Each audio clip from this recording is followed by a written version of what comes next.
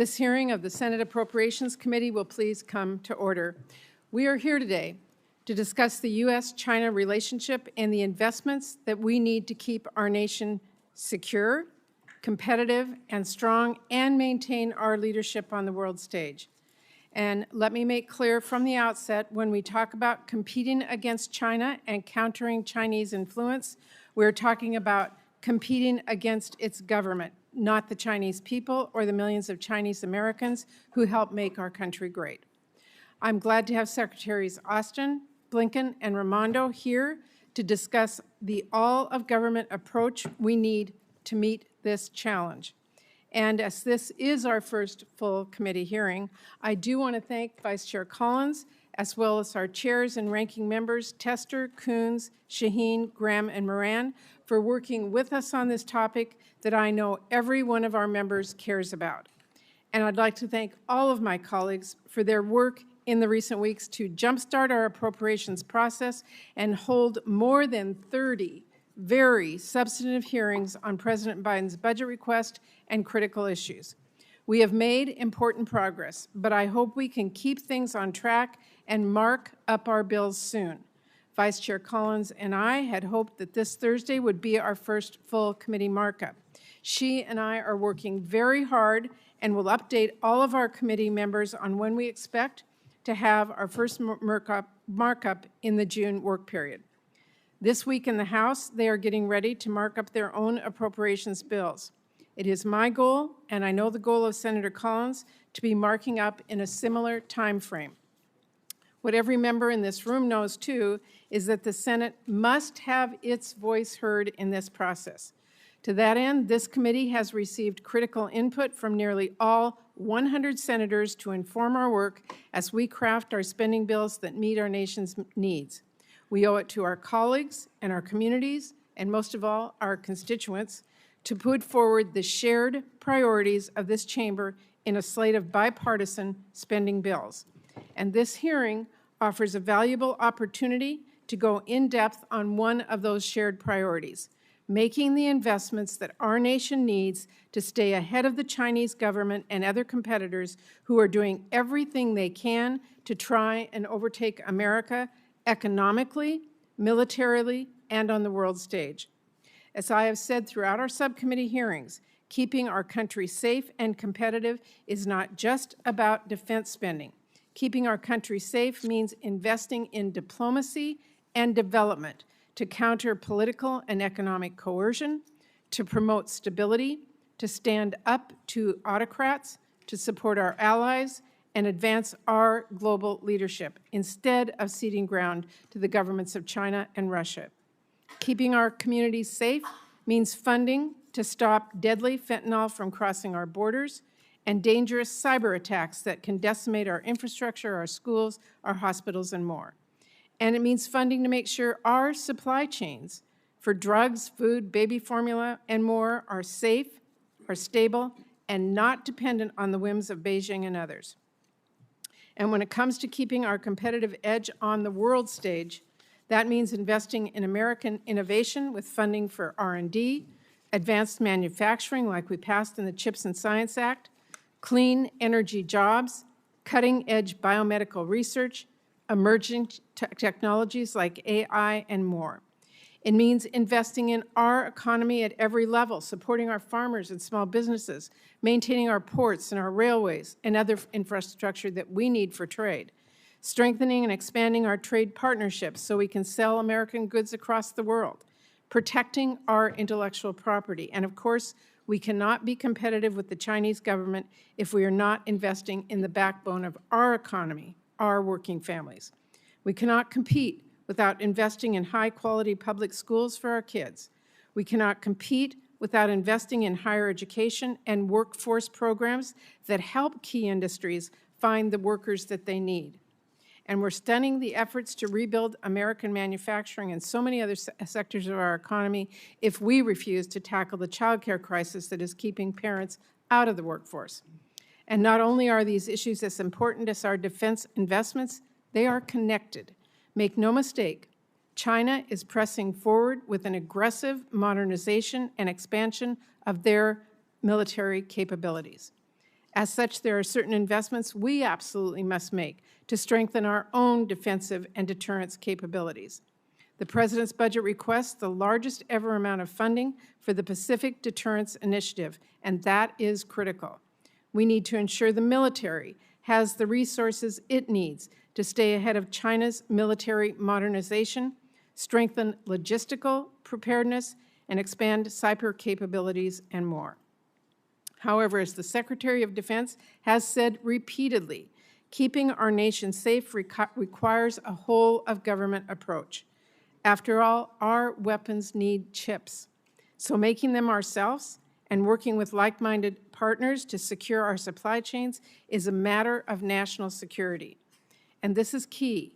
We need to make sure we have a regular appropriations process so every department, including DOD, can plan for the year ahead. We cannot settle for CRs that freeze our progress, result in year-over-year funding cuts, and seriously impair every single one of our agencies' abilities to fulfill their missions and move our country forward.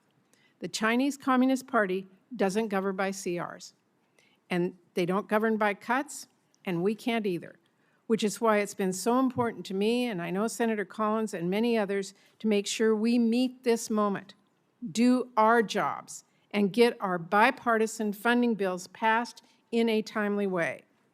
I'm glad to say we have bipartisan agreement on the problem we are here to discuss today, keeping ahead of the Chinese government and our competitors. And based on our past bipartisan efforts, I think we do have a shared understanding that the solution here must be an all-of-government approach. Just a few months ago, we passed an appropriations bill for this fiscal year that showed Congress can take this challenge seriously. Senators Shaheen and Moran worked together to increase funding for the National Science Foundation and fund the Tech Hubs program, building on our bipartisan CHIPS and Science Act to invest in R&D and innovation and building a strong STEM workforce. Senator Coons and Graham secured additional resources to advance U.S. global leadership by growing our diplomatic footprint, especially in the Indo-Pacific, increasing funding for the Indo-Pacific strategy, and providing funding and flexibility for agencies like State, USAID, and the Development Finance Corporation to address emerging strategic priorities. Senators Murphy and Capito made critical funding increases to improve detection and seizure of narcotics like fentanyl and related illicit contraband, and to dismantle and disrupt transnational criminal organizations. Senators Feinstein and Kennedy worked together to increase funding for the Office of Science and at the Department of Energy and fund our national labs so we can develop clean energy solutions and improve advanced manufacturing. Our funding bill and the bipartisan infrastructure law also included critical investments to support infrastructure improvements to ensure our ports can ship goods around the world. I think it's safe to say we showed just a few months ago there is bipartisan support for an across-the-board effort to counter the growing influence of China's Communist Party. But if we want to stay competitive, if we want to stay ahead, we have to stay the course and build on those investments, which is why I find the approach House Republicans have called for dangerous, suggesting massive funding cuts across the government at a pivotal moment. After years of bipartisan consensus for maintaining America's global leadership, that tactic will throw in the towel to our competitors and give the Chinese government our spot as the global superpower of the 21st century. Because let's be clear, House Republicans aren't just proposing 1 year of cuts to R&D and diplomacy and workforce programs, essentially everything that keeps us competitive. They are demanding spending caps that will tie our hands and lock in even more cuts over the next decade. I worry that what is being proposed leads to a lost decade for America in a moment when we cannot afford it. So let's be clear, China is not debating whether to pay its debts or wreck its economy. China is not debating whether to invest in its future or cut and cap the investments that keep it competitive. And China does not operate on CRs. The more we play with default and punt investments and teeter on the edge of government shutdowns, the more we prove China and our competitors are right, and helping them show the world that it is their moment to overshadow our leadership, and helping them demonstrate their core belief that totalitarianism is stronger than democratic values here at home and around the world. That is why it is so critical for the Senate to make its voice heard on America's future. We have to show that there is a bipartisan vision to strengthen our nation's competitiveness and security by investing in American leadership across the board and a bipartisan will to get it done. That is why I've been focused on in all of our subcommittee hearings. It's what I hope to hear about from our witnesses today, and it's why I want all of us to continue our work and mark up bipartisan spending bills soon, because the bottom line, we find ourselves today at a real turning point. And this year's government spending bills will determine whether or not we are prepared to compete with China and whether or not we will stay ahead or fall behind. We cannot close our eyes or plug our ears when it comes to the threat the Chinese government poses. We have got to build on the progress we've made, keep our country safe and competitive, and invest in America's future. And as we decide what investments we do or don't make, the stakes couldn't be higher and they could not be more serious.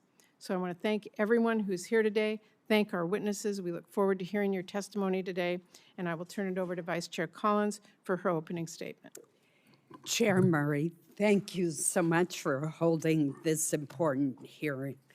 Before I turn to my formal remarks, let me echo the chair's determination to keep proceeding with the appropriations process in a way that will avoid a late end of the year gigantic continuing resolution that continues to fund programs that do not need funding, that prevents new programs from starting, and that makes it impossible for agencies to plan. It also ends up costing the taxpayer more money. So I share the chair's determination to keep proceeding, and I look forward to beginning subcommittee markups in June. I would note that we have gotten off to a very fast start. Our subcommittees on both sides of the aisle have worked together to have a series of hearings that literally have held dozens of hearings on the president's budget request, and that's an essential start for this process. To our witnesses, I want to tell you that I'm very much looking forward to your testimony on how we can work together to strengthen U.S. security and competitiveness regarding China. America's competition with China is an increasing challenge, but it is not a new one. Overlay China's modern economic successes with its 3,500 years of history, and today the world faces an authoritarian government that seeks to regain its hegemonic past and dismantle the international order created by the United States and our allies following World War II. To be clear, China's vision is to be the world's military and economic powerhouse, and it is well on its way. Today, China has the world's largest navy, the world's largest army, and the world's largest economy by purchasing power parity. Competition with China occurs in every domain, from the United Nations to cyberspace to Africa. Our focus with regard to our military competition with China must remain on deterrence, which is defined by the strength of our readiness, capacity, and capabilities, and that of our allies and partners. We must ask ourselves if the Pentagon and Taiwan have the weapons, munitions, and manpower necessary to credibly deter China from using force to accomplish its objectives. As Secretary Austin knows from our hearing last week, I believe that the administration could do better in this regard. Secretary Blinken's challenge is getting our bilateral diplomatic relations with China on as stable a footing as possible. Given the inconsistent statements by the president on U.S. policy toward Taiwan, it would also be helpful if the secretary were to clarify today if there has been any change in the one China policy and the strategic ambiguity therein. America is only as strong abroad as we are at home, including the innovation and technology we can protect.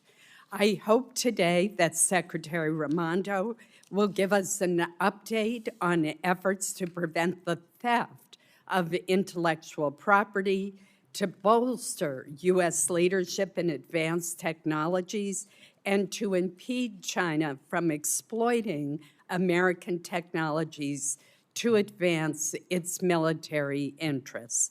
Finally, as one Department of Homeland Security official recently testified, the fentanyl crisis begins and ends in China.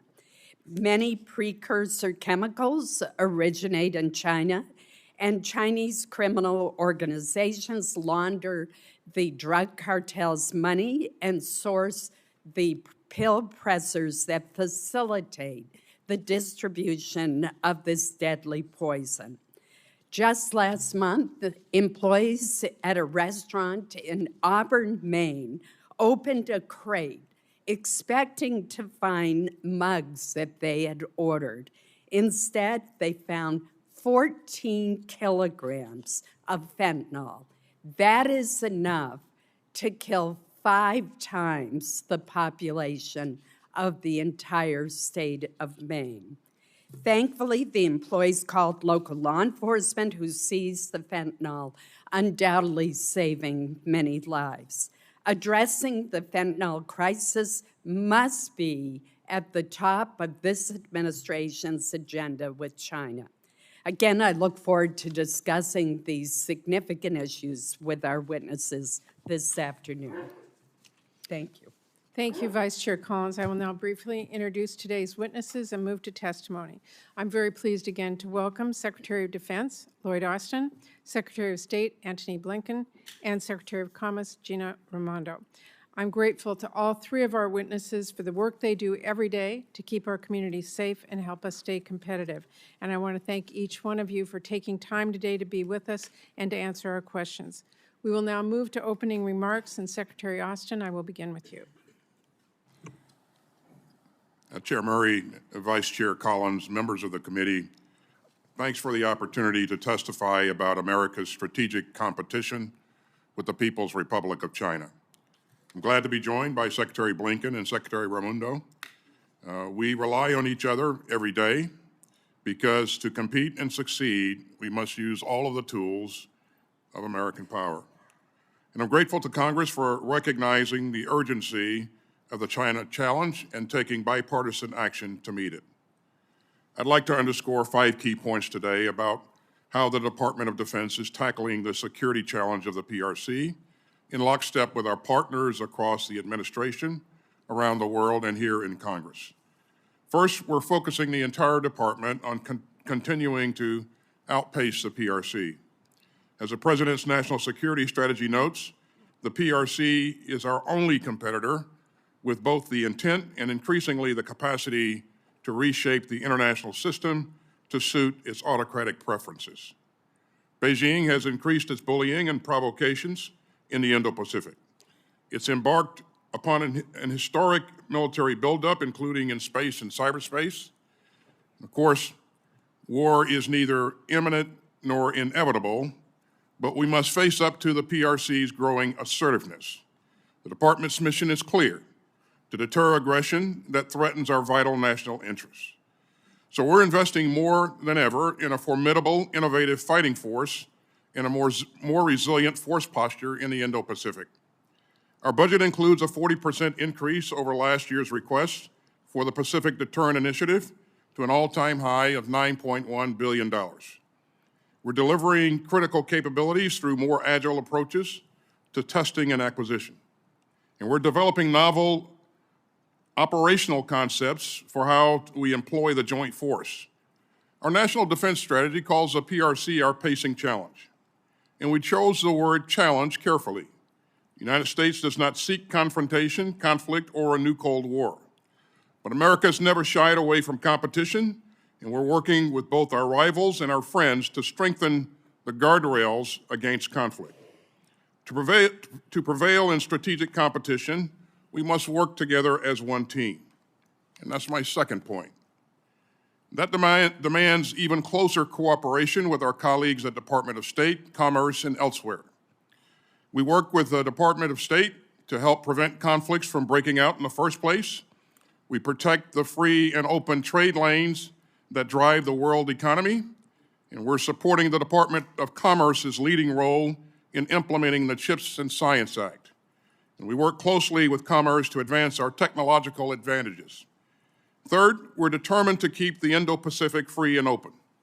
And most countries in the region share a common vision of an open and inclusive Indo-Pacific, free of bullying and coercion. And we're proud to stand together with them. So we'll continue to strengthen the rules-based international order by making clear the folly of aggression and maintaining open lines of communication. Fourth, the whole administration is working to deepen ties with our network of alliances. We're working with our friends around the Indo-Pacific and the world through security cooperation and assistance and through combined operations and exercises. We're also working to develop innovative new capabilities and deepen integrated deterrence. In recent months, that strategy has produced historic results. In Japan, we're forward deploying more resilient and mobile assets, and that includes our plans to deploy the 12th Marine Littoral Regiment. We're pursuing major new force posture initiatives with Australia, and through the historic AUKUS partnership, we'll work with our Australian and British allies to help forge a more stable balance of power in the Indo-Pacific for generations. With our Philippine allies, we will have rotational access to 4 new locations under the Enhanced Defense Cooperation Agreement. And meanwhile, we're expanding our security cooperation with South Korea, India, Thailand, Singapore, and many others. We're deepening our ties with ASEAN and the Quad, and I'm pleased that the United States will soon provide significant additional security assistance to Taiwan through the Presidential Drawdown Authority that Congress authorized last year. This is part of our long-standing commitment to upholding our obligations under the Taiwan Relations Act and other U.S. policy, and to doing our part to maintain peace and stability in the Taiwan Strait. So we need to remain a reliable partner. That brings me to my final point. The best way that Congress can ensure our strategic advantage is with an on-time appropriation that supports the President's budget request. No amount of money can buy back the time that we lose when we're forced to operate under continuing resolutions. And reducing funding to FY22 levels across the government would hamstring our ability to compete even if the Defense Department is exempted from cuts. We succeed as a team, and the Department of Defense succeeds when our interagency partners succeed. We're not just shaping our military, but America's entire strategy to compete and lead. I look forward to working with all of you to continue that proud tradition of U.S. global leadership. Thank you, Madam Chair. Thank you, Secretary Austin. Secretary Blinken. Chair Murray, Vice Chair Collins, State and Foreign Ops Chair Coons, Ranking Member Graham, distinguished members of the Appropriations Committee. Thank you for this opportunity to testify before you today. Thank you for bringing us all together. I'm very pleased as well to be here with Secretary Austin, Secretary Raimondo. This administration is committed to leading a bipartisan, whole-of-government China strategy that advances U.S. interests and values and delivers for the American people. And to your point, Chair Murray, I think we do stand at an inflection point. The post-Cold War era is over. There is an intense competition underway to shape what comes next. China represents the most consequential geopolitical challenge that we face today, a country with the intent and increasingly the capability to challenge our vision for a free, open, secure, and prosperous international order. We cannot dictate Beijing's path. We cannot wait for China to change its trajectory, but we can put ourselves in a position of strength to compete intensely, to shape the broader strategic environment around China, and to advance our vision. We do not seek conflict with China or a new Cold War. We're not trying to contain China. And in fact, the United States continues to have a comprehensive trade and investment relationship with China, as do most of our allies and partners. We are, however, resolutely for de-risking and diversifying, not decoupling. That means investing in our own capacities and in a secure, resilient supply chain, pushing for a level playing field for our workers and companies, defending against harmful trade practices, and ensuring that the United States and allied technology is not used against us. We're also committed to working with allies and partners to advance a free and open Indo-Pacific, one that is at peace and grounded in respect for a rules-based international order. When we talk about free and open, what we mean is this. We mean countries being free to choose their own path and their own partners, and that problems will be dealt with openly, not coercively. Rules will be reached transparently and applied fairly. Goods, ideas, and people will flow lawfully and freely across the land, the seas, the skies, and cyberspace. The world is watching how we and Beijing manage this relationship, and it's in our best strategic interest to do so responsibly, in a way that promotes security and prosperity and delivers solutions on shared challenges that matter to the American people and to people around the world. Last year, I had an opportunity to set out the administration's comprehensive PRC strategy to invest, align, and compete. We have made historic investments here at home, including the Bipartisan Infrastructure Law, the CHIPS and Science Act, the Inflation Reduction Act, to strengthen our ability to compete. We've aligned our approach with key partners in Europe and Asia and beyond, working methodically to elevate our engagement around the world, and as a result, we have achieved greater convergence on how to deal with the challenges that China poses than ever before. As we compete, we will work to maintain open lines of communication at all levels with the PRC to avoid miscalculation, to prevent competition from veering into conflict. Senior-level engagements over the past few weeks demonstrate that commitment. We will purposely engage China, not as a favor or with engagement as an end in and of itself, but in ways that reflect our values and where we can find areas of cooperation that are in our mutual interest. That's what the world expects of responsible powers. So, we'll push for progress on priorities like the climate crisis, macroeconomic stability, public health. We'll continue to press the need to curb the flow of precursors that exacerbate fentanyl and synthetic opioids and the crisis that they pose. And I very much appreciate the leadership of this committee on this most urgent challenge for the United States. We've heard from members in both parties, on both sides of the Hill, that this unprecedented challenge requires an ambitious resource strategy. We very much agree. That's what the President's proposed FY 2024 State Department budget aims to do, to give us the resources and the agility to advance our strategy. This budget positions the United States to up our game in the Indo-Pacific, the front line of our competition with China. The Indo-Pacific is the most dynamic and fastest growing region in the world. 50% of the world's population, 60% of global GDP, 8 of the top 15 U.S. export markets. It supports 3 million jobs here in the United States, provides about $900 billion in foreign direct investment to our country, and it's driven about 75% of global economic growth over the last 5 years. China, as it happens, invests a full 50% of its assistance and economic and diplomatic resources in the Indo-Pacific. Our budget proposal will allow us to further deepen our diplomatic footprint in the Indo-Pacific, from new missions in the Pacific Islands to a surge of new positions in the region and beyond, including in the areas of greatest contestation with Beijing, like technology, economics, and regional and international organizations. Beijing understands that diplomacy is a critical tool. It's why it's invested heavily in building up its own diplomatic capacity, its own diplomatic reach. And in fact, it's increased its diplomatic budget last year at a faster rate than its military one. And today it has more diplomatic posts around the world than the United States. If we're serious about this competition, we have to demonstrate the same diplomatic seriousness of purpose across the board. Now, we're not demanding that other countries choose between us and China, but rather, we aim to offer a more attractive choice. If we can spark a race to the top, so much the better. That would be to everyone's benefit. Our budget sets us up to work with like-minded partners to strengthen our offer and ensure it's relevant and responsive to the needs and aspirations of people around the world.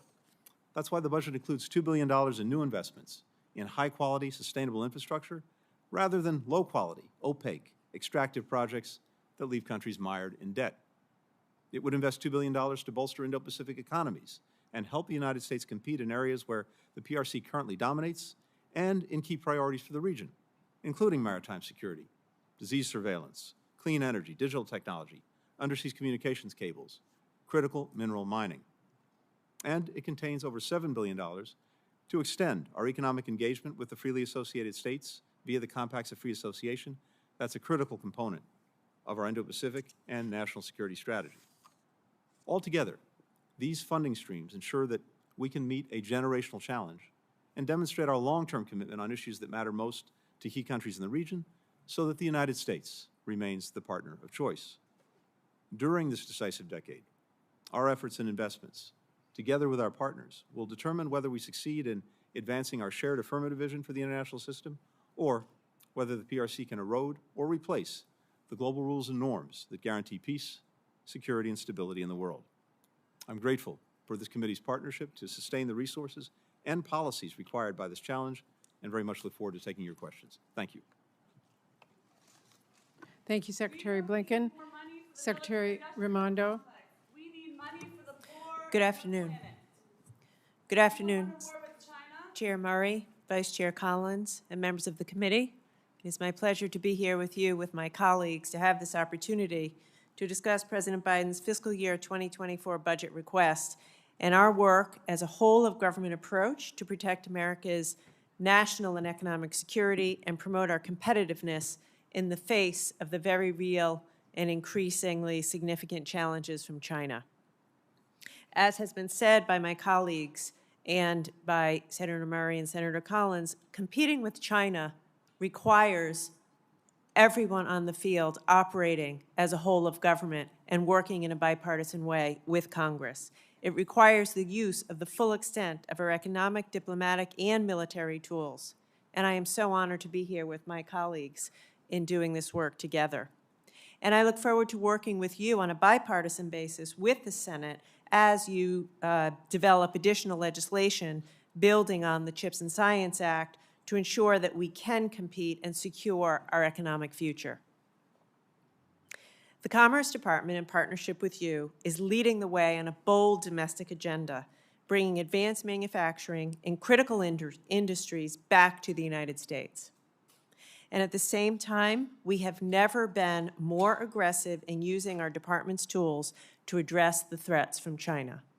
I want to say that again. This Commerce Department, under President Biden's leadership, has never been more aggressive in using our tools than we have been in the past few years. Today, I'd like to focus on 3 key areas of investment in the President's budget request for the Commerce Department that will strengthen our ability to outcompete China.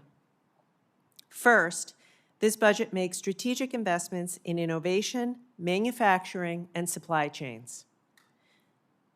The fact of the matter is, without strong manufacturing and the jobs and innovation and technological leadership that flow from it, we are at a disadvantage in the race to invent and commercialize future technology.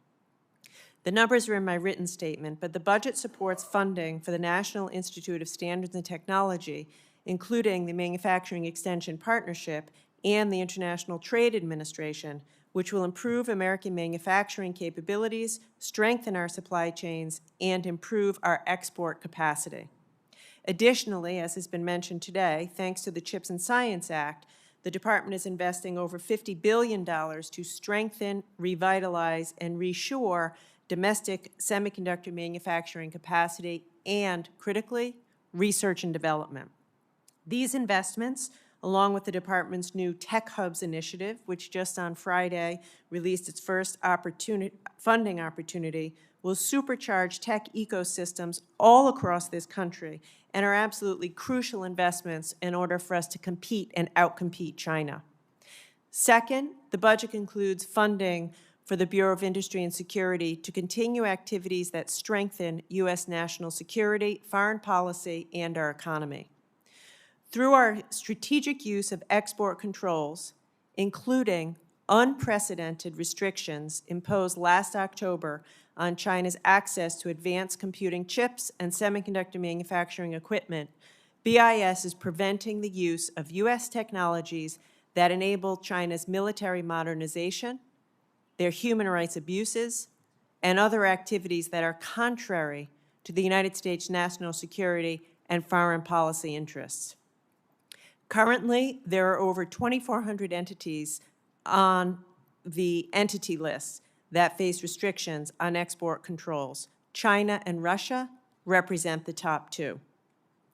When we find conduct prohibited by our export controls, we take action. And I'm very proud to say that last month, the Commerce Department announced a $300 million civil penalty, the largest ever administrative penalty imposed against an American company for selling hard disk drives to Huawei without a license. Third and finally, the budget enables us to partner with our allies to advance our shared values and shape the strategic environment in which China operates, as Secretary Blinken just said. The budget includes funding for ITA to ensure that U.S. businesses and commercial interests have a robust advocate on foreign trade and market access barriers. This funding will help us counter China's economic coercion and enhance U.S. export competitiveness worldwide. The budget calls for increased funding for U.S. economic engagement in the Indo-Pacific. So this budget request is absolutely critical to our economic and national security. And without this funding, or with substantially reduced funding, make no mistake about it, we're putting both at risk. As has been said by Chair Murray, China is doubling down on its competition with the U.S. and investments, and we cannot afford to slow down now. So I look forward to the discussion we're having today, and I thank you for your time and your effort in this effort. Thank you very much, Secretary Raimondo. We will now begin a round of 5-minute questions of our witnesses, and I do ask my colleagues to keep track of your time and stay within those 5 minutes. Each of you has testified about the importance of the investments the President's budget proposal makes in your agencies. I want to drill down for a minute and make clear to this committee what the stakes really are. If we do not pass bipartisan spending bills, if we end up flatlining spending and not making any policy decisions this year under a continuing resolution, or if we cut non-defense spending back by billions, what can you say in this open setting about the worst impacts and how far it will set us back in our ability to stay competitive with countries like China? And Secretary Austin, I will begin with you. Thank you, Chair Murray. As I said before, no amount of money can make up for lost time. And as you said, Chair Murray, PRC is not waiting. Our budget reflects our strategy. We went to great pains to make sure that we linked our budget request to the strategy. And so without a budget, it's difficult to execute the strategy as designed. We can't execute new starts, severe impacts to procurement, and it will affect readiness and our ability to build out our infrastructure as well. Specifically, what that means, it takes shipbuilding, for example. We could expect a $9.7 billion or so impact to shipbuilding. Our production rate increases. We won't be able to accomplish those.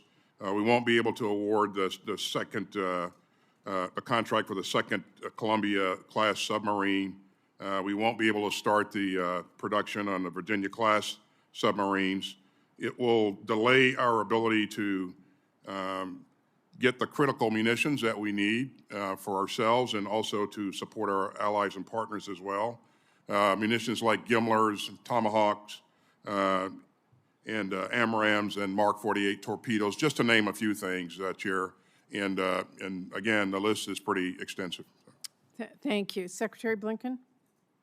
Yes, thank you very much. I just say two things. First, if you look at this overall from our perspective before drilling down on China, if we were to end up in that world, our ability to do things that on a bipartisan basis Congress supports, including support for Ukraine and its neighbors, including countering harmful PRC influence and resourcing our Indo-Pacific strategy, including maintaining our leadership in everything from humanitarian assistance to global food security, we would be severely hindered in doing that. We'd also have real challenges when it comes to the investments that we need to make in security and in upgrades, physical and cyber, leaving our personnel, leaving our facilities, leaving our cyber defense more vulnerable than it otherwise would be. More specifically, in this region and with regard to China, we have in the budget a number of items that are critical, in our judgment, to being able to effectively counter China's growing influence in virtually every region of the world. It would reduce our efforts to engage and build the kinds of partnerships we need to push back against that influence, to make sure that the United States remains the partner of choice. We have, among many other things, funding provided in the budget to make significant investments and to enable us to catalyze private sector investment in critical infrastructure, in mining critical materials and rare earth materials, in making sure that we can help develop secure communications networks, undersea cables, and a secure cyberspace. In these and so many other ways, we would be significantly hindered. Beyond that, the investments that we need to make in our own personnel, expanding our missions in the Indo-Pacific, as we're in the process of doing, making sure that we attract and train the most effective talent, particularly when it comes to dealing with China. All of that would be hindered. And finally, and it's hard to quantify this, I think we'd be sending a broader message of retreat at a very time when we need to be sending the opposite message around the world. Secretary Raimondo.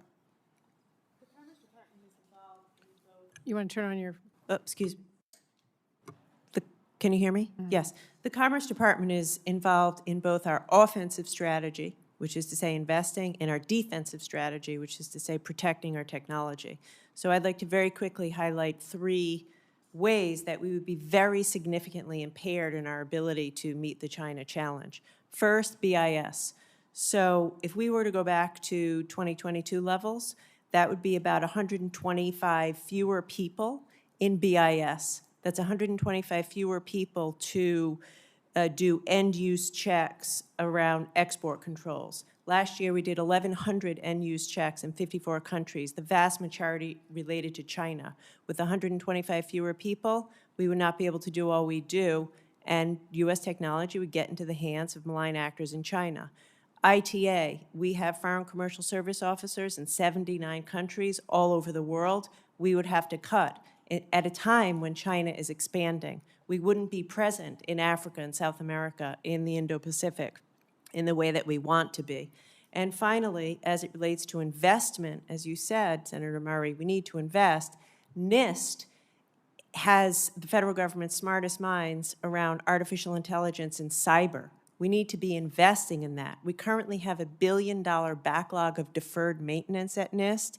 At the same time, China is investing in new facilities of their NIST equivalent. So I'll stop there in the interest of time, but it's significant. Thank you very much. Senator Collins. Thank you, Madam Chair. Secretary Blinken, what specifically is the State Department doing to deter China from continuing to send to Mexico the precursor ingredients and the pill presses for fentanyl that eventually makes its way into the United States? Thank you very much. To step back for 1 second.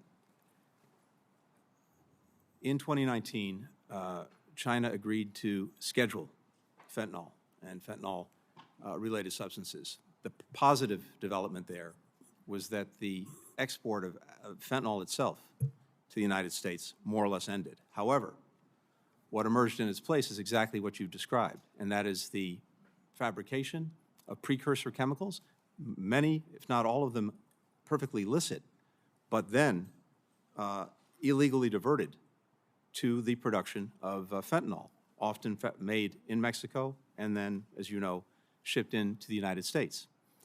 We have been, in every single engagement that we've had with China, pressing this issue, and in particular, pressing China to take action to get control of the illicit diversion of precursors into fentanyl and other synthetic opioids. China's response has been a number of things, including their view that this is a demand problem for the United States, and that while they scheduled fentanyl, we have not. So this is an argument that they raised. We have also pressed them to not only do what they've already done, but again, to crack down on the diversion. In the absence of that, we've sanctioned Chinese individuals and Chinese entities that we have found taking part in this diversion. At the same time, we're building an international coalition of countries on fentanyl and on synthetic opioids to make this a global challenge. And here's why, and here's how this will affect China. What we're seeing, because our market has tragically become saturated, we are seeing criminal enterprises push to make new markets in other parts of the world, in Europe and in Asia. As a result, the demand signal on China to take effective action, I am convinced, is going to grow, and not just from us, from other parts of the world. China is going to have to decide whether it wants to be responsive to that demand signal or whether it's going to continue to allow one way or another the diversion of these chemicals. We will continue to take resolute action wherever we find those who are engaged in the diversion. And at the same time, we would be better off if we could secure genuine cooperation from China in helping us to deal with this Do we problem. have that now? We do not have that now. Correct. I mean, China's not only providing the precursor chemicals, it's now providing the pill presses that are used by the cartels. And the only thing I'd add, Chair, is that this, of course, is and has to be a comprehensive effort, starting with the actions that we're taking at home, moving to the work that we're doing on our border, then to the work that we're doing with Mexico, which is absolutely vital, and then the broader international community, to include, of course, China. Secretary Austin, last year Congress authorized up to $1 billion to send existing DoD weapons to Taiwan, consistent with the Taiwan Relations Act. You've testified that the administration intends to exercise this authority, and there were press reports just last week that the administration was contemplating a $500 million package for Taiwan. Will the administration be requesting the necessary funding to backfill any U.S. weapons and munitions that are provided to Taiwan, as we have done with Ukraine, so that there is no net loss to the U.S. military capability as a result of the package under consideration by the administration? Thanks, Vice Chair. First of all, let me thank Congress for what you've done to provide us with the authority to effect presidential drawdown. That's critical in our efforts to provide Taiwan what it needs for its self-defense going forward. And you are correct. We are working on that initiative, and we hope to have an action forthcoming here in the near term. We will absolutely need to have the appropriations to replace those things which we provide. And so, Vice Chair, we won't hesitate to come forward and ask for what we need to make sure that we maintain our stocks. Thank you. Senator Shaheen. Thank you, Madam Chair, and thank you to each of you for being here. I have brought along with me two maps that I know are you have seen before, Secretary Austin, because they're done by the Department of Defense. And I brought them because I think it shows very clearly the challenge that we have. These are of China's influence in Latin America and in Africa. And if you look at the maroon color in Latin America, Central and South America, everything that's in maroon, all of those countries are members of the Belt and Road Initiative. 21 of 31 countries in Central and South America, members of the Belt and Road Initiative. In Africa, it also shows the challenge that we have. Now, Secretary Blinken, you said in your opening remarks that the PRC, People's Republic of China, has more diplomatic posts around the world than we do. We can't effectively compete if we don't have qualified, confirmed ambassadors in place. And that's important not just for each country, but also for the multilateral bodies where China is busy building support, while in many cases we don't have anyone serving. So I appreciate that the Biden administration has accelerated the announcement of key nominations in recent weeks, but we're still waiting on the appointment of a special envoy to Belarus at a time when Lukashenko is making visits to China. The administration hasn't nominated an ambassador to Haiti or the Dominican Republic, and it only just appointed Ambassador Markell to serve in Italy, which of course is welcome news, but it's taken over 2 years to get there. I recognize that the holdup here is largely in the Senate. I call on my colleagues, particularly those people who are holding en masse ambassadorial nominations, from coming to the floor. But we also don't have an ambassador to the Arctic region, where both Russia and China are looking to gain strategic foothold. We can't get our ambassador to the African Union confirmed when we're in the middle of a conflict in Sudan, and where China is expanding their Belt and Road Initiative in countries like Montenegro and Georgia. China is seeking to make strategic investments while our nominees are being held on the Senate floor. So can you, Secretary Blinken, speak to how many ambassadorships are currently open and pending before the Senate, and then whether there are specific important ambassadorships that we should be taking up as soon as possible because we have strategic interests at stake? Senator, I thank you for raising that. As I mentioned, China now has a handful more diplomatic posts around the world than we do. We have 173 missions. They have roughly 180. Each one of theirs has a fully accredited ambassador. We currently have 14 nominees on the floor, pending confirmation, many of whom have been in this process for a year or more. We have another 40 who are somewhere else in the process, going through their hearings and evaluation by the committee. So we're acting at a deficit, at a disadvantage. China is able not only to be present in more places, but it's got fully accredited ambassadors in each of them. And that makes a difference. As good as our chargés are, as good as our DCMs are, and they're terrific, it's simply not the same thing. What happens, and I've seen this time and again, is that a foreign leader, head of government, head of state, will engage with one of our Senate-confirmed ambassadors, but may be more reluctant to engage with someone who is there filling in until an accredited ambassador could get there. That leaves a vacuum. And guess who fills the vacuum? Increasingly, it's China. So we're penalizing ourselves if we're not getting our full team on the field as quickly as possible. It's simply not a serious way to compete. And what would you say to those people who say, I'm very concerned about the PRC as a part of our great power competition as we're looking at the challenges that we face, but I'm not willing to vote for the ambassadors who are going to be there in countries to help us with this fight? Well, I think there's a contradiction, and I would hope that everyone who is invested in making sure we can compete effectively, and I believe that's probably every member of this body in both parties, will take account of the impact of not having accredited ambassadors in every country that we need them. And to your point, I'm looking at your map, and we see that China is active on every continent, seeking to advance its influence. Again, if we're not there, we're not competing. Thank you. Thank you, Madam Chair. Thank you. Senator Graham. Thank you. I have a letter from myself and Senator Coons.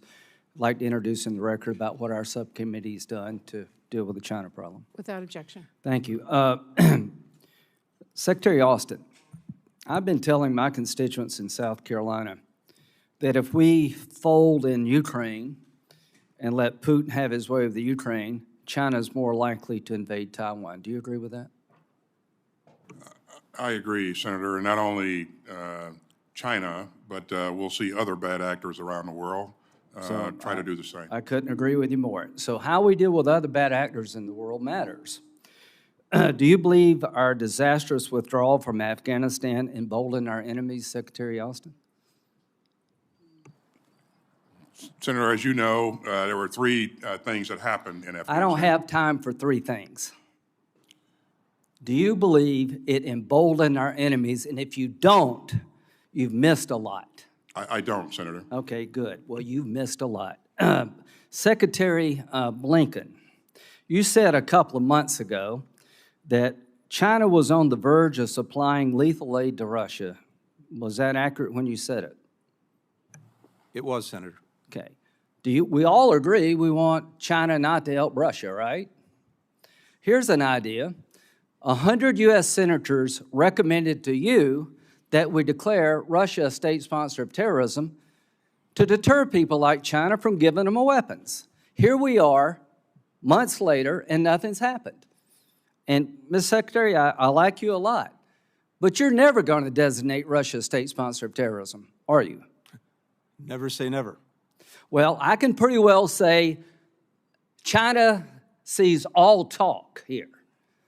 If you're really worried about China giving weapons to Russia, instead of picking up the phone and calling the Chinese, please don't do that, why don't you get 100 U.S. senators to pass a law telling China, if you give them one bullet, we're going to sanction the hell out of you. Senator, could I just add to that, if I may? Yes, please, very quickly. I think China has taken account of the... So you think they've been deterred?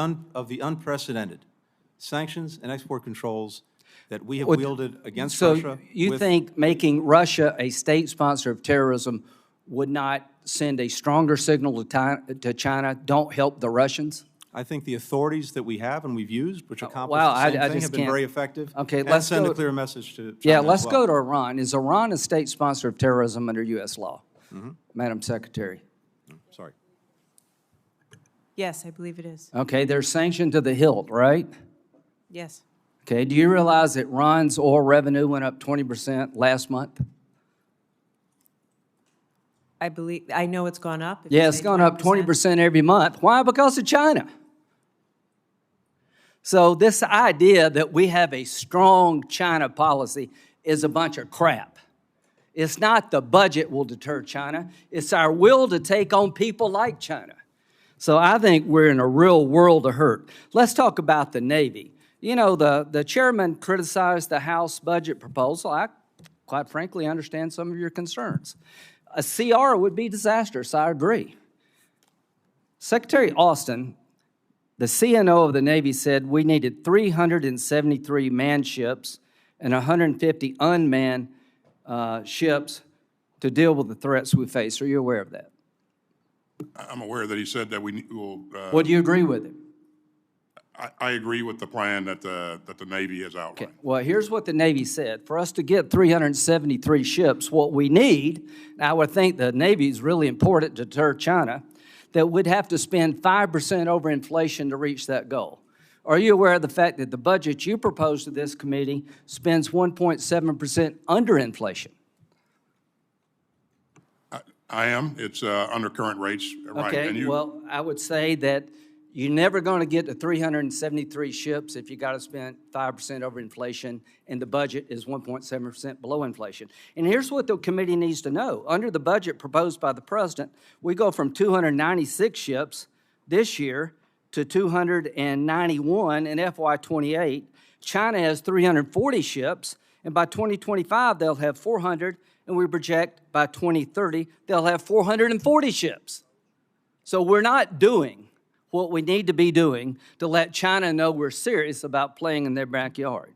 So this idea of countering China cannot be looked in the budget vacuum, how many diplomats we have on the ground. Everything we've done in the last 2 years, in my view, has made every bad actor more emboldened. And it started with Afghanistan. And the Iranians are making more money under sanctions, not less. And China's the biggest reason we're not doing a damn thing about it. We have a chance here in a bipartisan fashion to send a signal before it's too damn late. And when it comes to Ukraine, I appreciate this committee's bipartisan action, but I can tell you right now, if the Department of Defense doesn't provide the ICC with the evidence necessary to prosecute Russians, and you're holding it up, we're sending yet another signal that we're all taught when it comes to bad actors. So you may be pleased with what you're doing, but I am not. Senator Coons. Thank you, Chair Murray. Vice Chair Collins, thank you for the forbearance of my colleagues, given my timing demands. And thank you to our witnesses in front of us. Having the Secretary of Defense, Secretary of State, Secretary of Commerce jointly appear in front of us is a reinforcement of the need for a joint approach to reinforcing U.S. national security, our diplomacy, development, economic competitiveness in the face of the very real challenge of the PRC. I will, just at the outset, repeat what we heard from the chair, which is that we cannot default and we cannot fail to appropriate. Xi Jinping has assessed the United States as a flawed and failing political and economic system. Nothing we could do would reinforce that impression more than defaulting on our national debt or failing to appropriate. Let me turn to some of the investments asked for in this year's budget that will advance our joint goal. Secretary Blinken, Raimondo, you saw the posters that Senator Shaheen put up in the global South, whether in Latin America, Africa, the Pacific Islands, Southeast Asia. We see that the global South is increasingly aligning with Chinese economic and foreign policy, not because they fail to appreciate the risks of debt-burdened diplomacy, not because they perceive China's alternative governance models better, but because they say over and over, the absence of an American presence. We have to show up. It is a challenge of presence and engagement, strategic communication, providing credible alternatives, particularly regarding economic investment. You're both on the board of the Development Finance Corporation. It's a critical new resource to compete with the Belt and Road Initiative, and it's investing billions in development projects with key partners around the globe. Speak, if you would, to what authorities and resources does the DFC need to maximize its impact to meet this moment, and what else are you proposing in this budget to address these critical challenges of engagement to push back on China's investment globally? Secretary Blinken, if you would. Thank you very much, Senator. And just before I get to that, just for the record, and I'm sorry that Senator Graham is no longer here, but, you know, we have sanctioned 40 different entities for oil trade with Iran. Of the 40 that we have sanctioned, 17 were Chinese. With regard to these investments, Senator, I could not agree with you more. And it is vital for us to be able to compete effectively, and in particular, because this is our comparative advantage, to catalyze private sector investment. We are not going to match China dollar for dollar in state investment. The way we do it is by catalyzing private sector investment. The DFC is one of the most critical vehicles for doing that. What we've proposed in the budget is a mandatory allocation for the DFC, in addition to its regular budget, that would allow us to create, in effect, a new revolving fund that would boost equity investments in viable development to leverage private capital and also to counter some of the predatory lending that we see coming from China. This would, in a number of ways, support the very kinds of projects that both people want and need, and that advance our position strategically. Mineral mining and reprocessing, wireless networks, undersea cables, ports, roads, rails, medical manufacturing, different parts of the world, water and sanitation. I'll give you just one example quickly of something that's already in train. In FY22, we have a DFC investment of just $30 million that is allowing us to produce critical minerals mining, a platform to support nickel and cobalt mining in Brazil, something that is essential to the technology of the century. In addition, airport in Sierra Leone, an African investment fund for digital infrastructure. It's a long way of saying we need to make sure that the DFC is well capitalized, that it also has the flexibilities, particularly to make equity investments. This is what our partners are most looking for. Thank you, Mr. Secretary. Secretary Raimondo. Yes, thank you, Senator. And thank you for your leadership as it relates to the DFC. I agree with everything that Secretary Blinken has said. Our ability to counter China requires us to show up.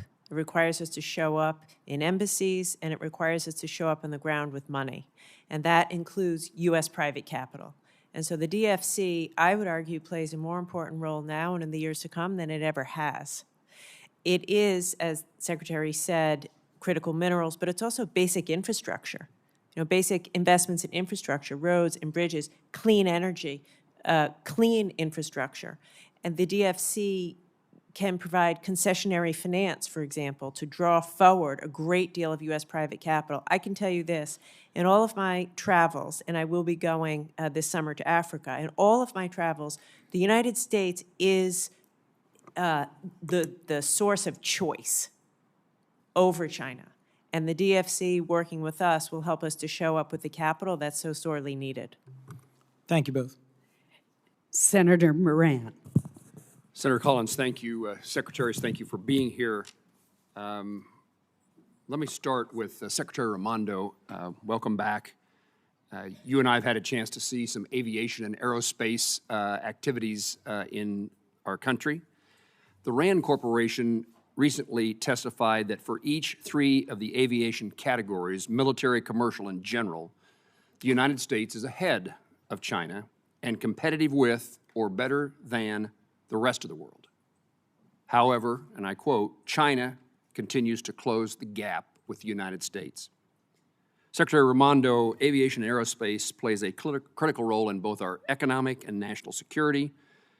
In light of the China continuing closing the gap, their advances in this field, and the Chinese Communist Party's explicit intention to challenge U.S. dominance, what can policymakers do to ensure the U.S. remains a global leader in aviation, aerospace, and the innovation that is associated with both? Thank you, Senator, for your question. There are a number of things we can do, but one thing in particular that I will point to at the Department of Commerce that we are doing is investing in tech hubs. There are regions all around the country that have expertise in aviation skills, R&D, talent, et cetera, not necessarily in New York City and San Francisco. And so by investing in tech hubs all across America and identifying areas of excellence, including in aerospace and aviation, making those investments which draw together the public sector and the private sector and research universities, that is the way we stay ahead. That is the way we stay ahead of China. Investing in R&D, investing in every nook and cranny of this country to tap into the full extent of our innovation and talent, and investing in our workforce. Thank you, Secretary. Secretary Austin, anything you would add in regard to the value of technology and capabilities in aerospace and aviation, generally as a manufacturing component, as a research component of our country? What does it mean to our national defense? First of all, I absolutely agree with the Secretary, and that's why you see us asking to invest some $146 billion in RDT&E. It's the largest request for research and development that we've ever made. And you also see us continuing to invest in our air forces. We're asking for some $60 billion plus to make sure that we maintain a dominant Air Force. And if you look at things that we're doing with respect to making sure that we maintain that edge, I think the Raider that we unveiled, B-21 Raider that we unveiled in December is clear evidence of our focus on making sure that we remain out front and we go after the capabilities that are necessary to support our warfighting concepts. So we will continue to do that. I think we're investing in the right thing, and we appreciate Congress's support.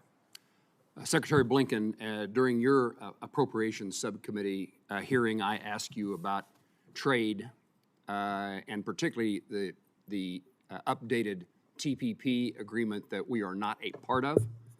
And I would highlight this as well for Secretary Raimondo.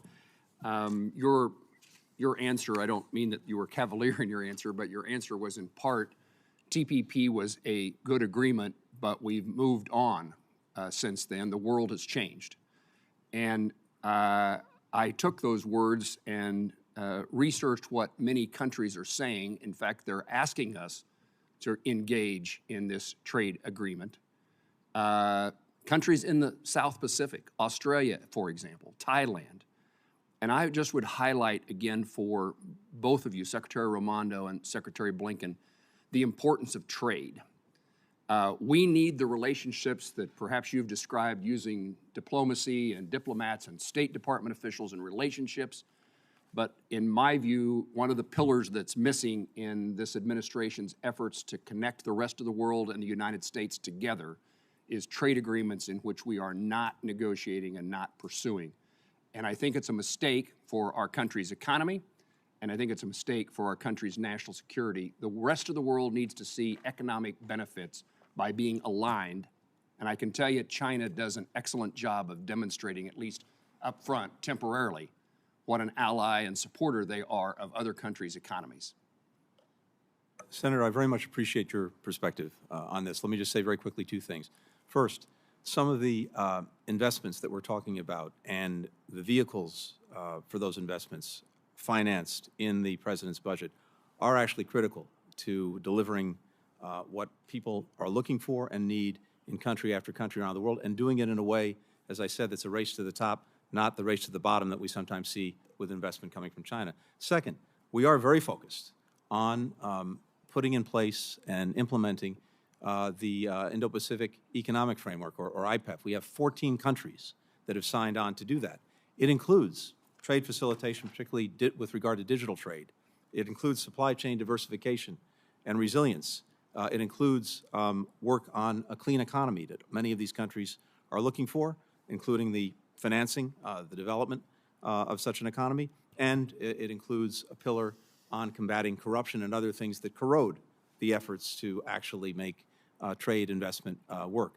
We found great enthusiasm for that among the countries that have signed on. As I said, there are now 14, and we are working overtime to actually put that on the rails and make it work. Mr. Secretary, China has requested to engage in that, to enter that agreement, and Great Britain has entered as well. Other countries are finding the value that I wish we would see. Thank you. Senator Tester. Thank you, Senator Collins, and I want to thank all three of you for being here today. We have heard and we know some of the things that China's doing, what they're doing with their military, they're doing with money manipulation, what they're doing with the precursors of fentanyl, with cyber attacks, harmful trade policies, opposition to a free and open Pacific. Senator Shaheen talked about their Belt and Roads Initiative, what they've done worldwide with rare earth, and what they're doing with technology theft. On the other side of the equation, we've got the United States of America, the greatest country on earth. Didn't happen by accident because we had folks who came before us that made good decisions. Unfortunately, we're not in that boat. The folks here in Congress, I think, have forgot what our mission is. We're dealing with a debt ceiling on money that we've already spent, which will cause us to go in default, which will cause us to go into a depression if not remedied. Folk will lose retirement. We could even lose our reserve currency. We're dealing with an individual who's holding all our flag officers in the military. I don't have to talk to Secretary Austin about how negative that is. Senator Shaheen talked about the ambassadors that have been held on the floor, and we've got a situation where we're probably on the cusp of going to a CR, which I know the chairman and ranking member of this committee despise, as do I, but if we don't get our act together, that's exactly where we're headed. That doesn't make us stronger. That makes China stronger. And it's not on any of you three that are sitting there. It's on the United States Congress. And so we need to wake up because this is a real threat. Secretary Austin, I want to ask you about weapons modernization, and how does our weapon modernization compare to China's efforts with weapon modernization? Thanks, Senator. First of all, let me tell you that I truly maintain and believe that we have the competitive edge, and we're going to work to maintain that competitive edge going forward. And so that's why you see us looking to invest not only in research and development, but also $60 billion to maintain the Air Force that we believe we need, another $48 billion to invest in maintaining the world's greatest Navy. And I'll bet on our Navy versus any other Navy any day of the week. And also $11 billion to invest in long-range fires, and that includes hypersonics. So we're pushing hard to make sure that, that we're going after the right capabilities that will help us maintain the edge in the future, now and in the future. And that's why we're asking you for the budget that we're asking for. Are there any areas that you would talk about in this type of a session where you would say we're behind from a technology standpoint, modernization standpoint? I would like to have a conversation in a secure. Very good. Thank you. Thank you for that. Look, I've heard directly from folks in Montana about the impression that Chinese is buying or buying land in our great state. We've seen some reports out of North Dakota. And I think it's not only about food security, it's actually more even about than that. It's national security, and both are pretty damn important. Look, I know this isn't an easy nut to crack. I think there's 30 bills out there on deals with foreign ownership of land, China, Russia, Iran, North Korea. I guess the general question is, are you guys, in any of your capacities, and if it's not within your bailiwick, that's fine, seeing any evidence that Chinese are buying land? And are they doing it themselves through Chinese companies, or are they potentially doing it through shell companies? I'll start with you, Secretary Blinken. So, Senator, to put this in perspective, and again, not my area of expertise, but based on the facts as I believe them to be, I think about 3% of our farmland is foreign-owned. And of that 3%, a very small percentage is owned by Chinese individuals or Chinese entities, which doesn't mean there's not an issue, because depending, for example, on where that farmland happens to be situated, there may be an issue, but I wanted to put it in perspective. And we're well aware of a number of bills, both federal and state, that would place restrictions of one kind or another on foreign ownership, to include Chinese ownership of agricultural land.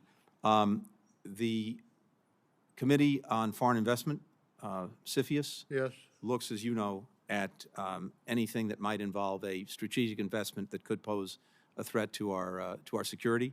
Yep. I leave that to them. That's in the province of the Treasury Department. Needless to say, we look very carefully at any investment from anywhere, but notably from China, that could pose a threat in one way or another to our security. I am out of time. Either one of you could respond to this in writing, or unless you've got a real quick response. I would just say this, that there are a number of bills out there, and I think you're spot on. It's not quantity, it's quality. And if it's the wrong site, we're in trouble. Thank you all very much. Thank you. Senator Capito. Thank you, Madam Chair and Vice Chair. And thank you all for being here with us today in your service. Secretary Blinken, I heard your response to Senator Collins' question on fentanyl. I come from the state that has the largest amount of overdose deaths per capita than any other state in the union, and a lot of this is directly attributable to fentanyl. What I heard in your answer was highly insufficient, because I don't have the impression that we're pressing hard enough. I don't know. We were in Mexico about a month ago, talking to the president there to try to help with that. You said things going on the border. We all know that this drug is flowing across our southern border. Can you give me a better answer here and give us some hope that we can really clamp down on this illicit killer of a drug? Thank you very much, Senator. And first of all, let me be very clear that I could not agree with you more Understood. on the imperative of this challenge. As you know very well, this is the #1 killer of Americans aged 18 to 49. Right. And as we also know, last year we seized enough fentanyl to kill every single American. That's what we seized. There's obviously a lot more out there. So this is at the very top of our priority list. What I was trying to suggest earlier is that we have to deal with this, and we are, across the entire spectrum of the issue, by which I mean this. There's obviously work that we're doing that's very significant in terms of what's happening here at home, including demand, treatment, recovery. That's a critical component. I was just in Denver visiting the, among other things, the police department of the City Summit of the Americas. We brought together 250 mayors from across our hemisphere. One of the things we focused on was fentanyl synthetic opioids, precisely because this is a problem that's coming to them as it's already come to us. The border is obviously critically important. The most important thing is this: 95% of the fentanyl that's coming into the United States from across the border is coming through legal ports of entry, as best we can tell. That means that the technology, among other things, that we need to get to our border to screen for this, which we're doing, is a critical component. Mexico, you could not be more right, a vital, necessary partner in this. Now, I've spent, more important, President Biden has spent many hours with President Lopez Obrador on this issue. And I would say that we've seen both a glass half full and a glass half empty. Glass half full, we saw record levels of seizures of fentanyl by Mexican authorities last year. We've seen far more people dedicated to trying to interdict the fentanyl, to break up the labs, et cetera. We now have a cooperation agreement with them that goes not just to law enforcement, but that also goes to their regulatory agencies. This is a critical component. But clearly, more effort and more resources need to be dedicated. Finally, the broad picture. Sorry to The come to China, question. the China part. Yes. So as we were discussing before, the critical piece of this right now is the diversion of illicit precursors, actually illicit precursors that Right. turn into illicit fentanyl. And right now, China is or Chinese entities Are are you the leading producers. communicating with them now We are every day communicating on every this? single engagement. I think I can say that without fear of contradiction. I think every single engagement that I have had with a Chinese counterpart. When was your last engagement with Last them on engagement this? was in Munich. This is a couple of months ago. Right. Yeah. Well, I'm not the only one. Every official that we have who's engaged with China, including officials in my department, this is at the top of the agenda. So we have one of two ways that this is going to work. Either we are going to elicit genuine cooperation from China on this, and as I said earlier, there's going to be a growing global demand for that cooperation because the problem that started here, as you know, is moving around the world. So we are building, you'll see in a few weeks, a coalition of countries coming together to work together on dealing with synthetic opioids, notably fentanyl. So that demand signal is going to grow stronger and stronger. In the absence, though, of the cooperation, we have already sanctioned a number of Chinese enterprises and entities for engaging in the transfer of precursors for fentanyl. We know if we can stop the ingredients from getting to where they're produced, much less the pill presses that I didn't realize China is now sending into Mexico. If you look at methamphetamine, when it first came on to the drug scene probably 20 years ago, what did our state governments do? Our state stopped the flow of Sudafed. You had to get it behind the counter because that was one of the ingredients. If you can, and guess what? It worked. Mm-hmm. If you can get rid of the ingredients, you can really exactly right. make a huge difference here. So You're exactly whatever right. we can do, I think it's just horrifying what we see happening. Well, I understand we have a demand issue. I understand we need to work on prevention. That stuff we can do and will do. But I would just press you, and I know you're pressing hard, but we just got to press harder here because this is a national disaster. I share your concern. Thank you. Senator Schatz. Thank you, Chair. Thanks to all of the secretaries for being here. Secretary Blinken, the PRC remains the world's worst environment for internet freedom. Given its global influence, the political advantages of a repressive use of technology and the PRC's relatively inexpensive products, there's concern that this could further increase the number of countries without a free internet. How important are tools like the Open Technology Fund, which helps to create circumvention tools in pushing free access to information?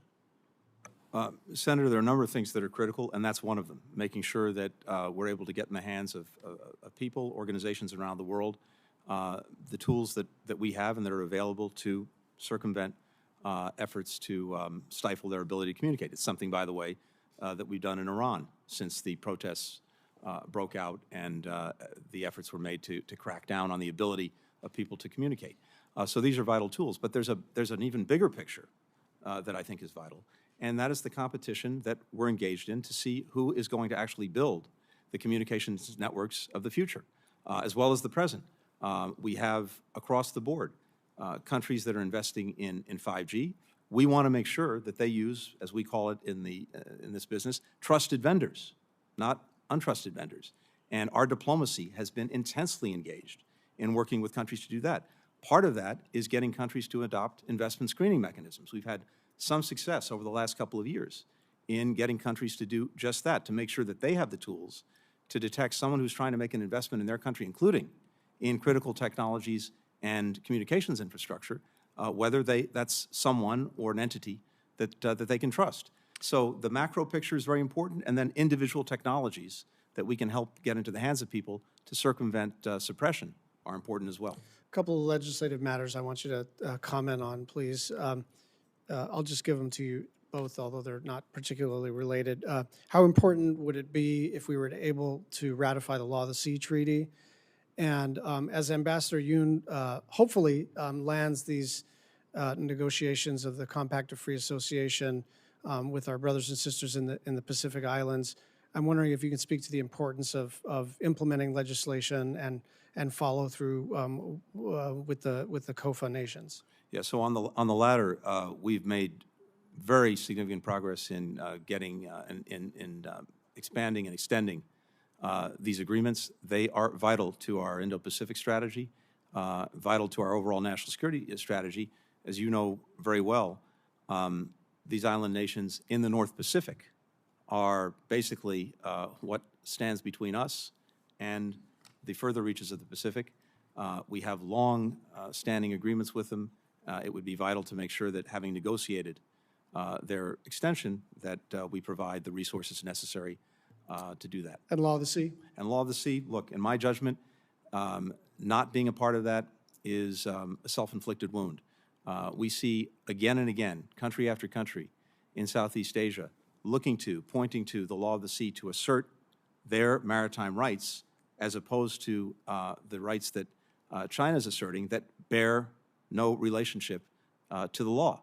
And when we point this out, when we call out China for making maritime claims that are not based on law, they say, well, you don't have much standing to speak about that because you haven't ratified law of the sea. My response to them has been, it's true, we didn't ratify it, but we abide by it. You ratified it, and you don't abide by it.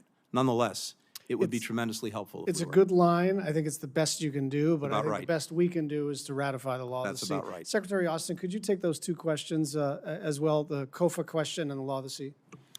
I agree with Secretary Blinken that these are partners that are really, really important to us. As you know, Senator, a significant portion of their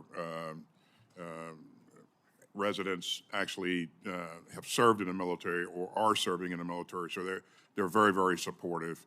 And where they are in terms of geography is absolutely critical. And so we're leaning into this and helping Secretary Blinken's people do everything that we can as a team to get this across the goal line. But the point that he made I think it's absolutely critical. And I agree with Secretary Blinken that we live by the law of the sea, and so it would make sense to ratify it. So, thank you. Senator Kennedy. Thank you, Madam Chair, and thank you all for being here. Secretary Blinken, have you ever visited any of the 15 Pacific Island nation states? I have, yes. They're wonderful people, aren't they? I would agree. And they have well-placed pride in their countries, do they not? They do. Right. Can we agree that these 15 independent Pacific Island nation states are just that? They're independent countries. They're not just dots that some world leaders see out of their plane windows when they are traveling to meetings elsewhere? That is correct. And can we agree that that China is making a concerted effort to try to bring these independent countries within the ambit of the Communist Party of China? We can. Can we agree that America should have a deeper, strike that, let me rephrase that, Mr. Secretary. Putting China aside, do you agree with me that it is the prudent and moral thing to do to have deeper engagement with our fellow countries in the Pacific, particularly in terms of trade and investment? Very much so, Senator, yes. Would you support showing the 15 Pacific Island nation states the respect and dignity that they deserve by creating an ambassadorship just for these 15 Pacific Island nation states to be appointed by the President of the United States and confirmed by the United States Senate? Senator, something that we're looking at, but let me just put this in context. As you rightly said, these are independent sovereign countries, which is exactly why we have been engaged in a very intense effort to actually get embassies and to have ambassadors in more of these countries. And as you know, right now, we've opened an embassy in the Solomon Islands, we've opened one in Tonga, we have one pending in Kiribati, and we're also doing the same thing in Vanuatu. So having these bilateral ambassadors is critical. As you also know, President Biden... Mr. Secretary, can I interrupt you? Yeah, please. I'm really sorry, but we have limited time. Please. And I have followed the efforts of the Biden administration in this regard. But what I'm talking about is appointing and not relying on other envoys or ambassadors. I'm talking about creating a new ambassadorship for the 15 Pacific Island nation states appointed by the President and confirmed by the Senate, who would spend her or his time traveling to all of the island states, talking about trade, investment, and listening. So, Senator, I'd say two things to that. One, I think it is important that we continue to engage these countries independently, given their independent sovereign status. But to your point, and I agree, this is important, we have appointed a senior envoy to the Pacific Islands Forum. This is the main body, as you know, that brings all of these islands together. We appointed someone who's a deeply experienced ambassador. But it's not created in law, is it, Mr. Secretary? It's not. It's an appointment by the Secretary of State. Okay. That's correct. So a new president could come in and say, we don't want to do this anymore. That's correct. Could she or he not? That is correct. What I'm talking about, if the Pacific Island countries are so important, and I think they are, and I think I've heard you say they are, let me ask you again, would you support creating an ambassador-level status? I don't care what you call it, but it would be an ambassador-level status appointed by the President and confirmed by the United States Senate. What's wrong with that? I would just say, Senator, that first, the senior envoy that we have, who is a former ambassador to several of these countries, in effect, fulfills that function. So that's important. But he's not an ambassador. He's appointed by a president. I'm talking about making this permanent. Well, of course, the future president could decide not to appoint an ambassador at any given country. Well, but why wouldn't you want to? Why wouldn't you want to embed this in the law and give the Pacific Island countries the respect they deserve? I'd be happy to pursue this with you. I think what we're hearing. I just happen to have a bill, Mr. Secretary. Yeah. I'm very happy to look at it and come back to you on it. Would you? Yes. I really please think do. that we have not given. I'm not criticizing you or your team. I just think that we haven't given these countries the respect they deserve, and the best way to do that would be to give them a permanent ambassador. I think we should pursue this conversation, because I'd really welcome doing that. I'm going to put you down as a yes. To talk about it, absolutely. Thank you, Madam Chair. Thank you. Senator Baldwin. Thank you, Madam Chair and Ranking Member, for convening this very important hearing, and thank you to our secretaries for being here today. Secretary Raimondo, I want to thank you for including in your testimony the importance of the Tech Hub program. And you've also responded to a number of questions referencing the importance of that program.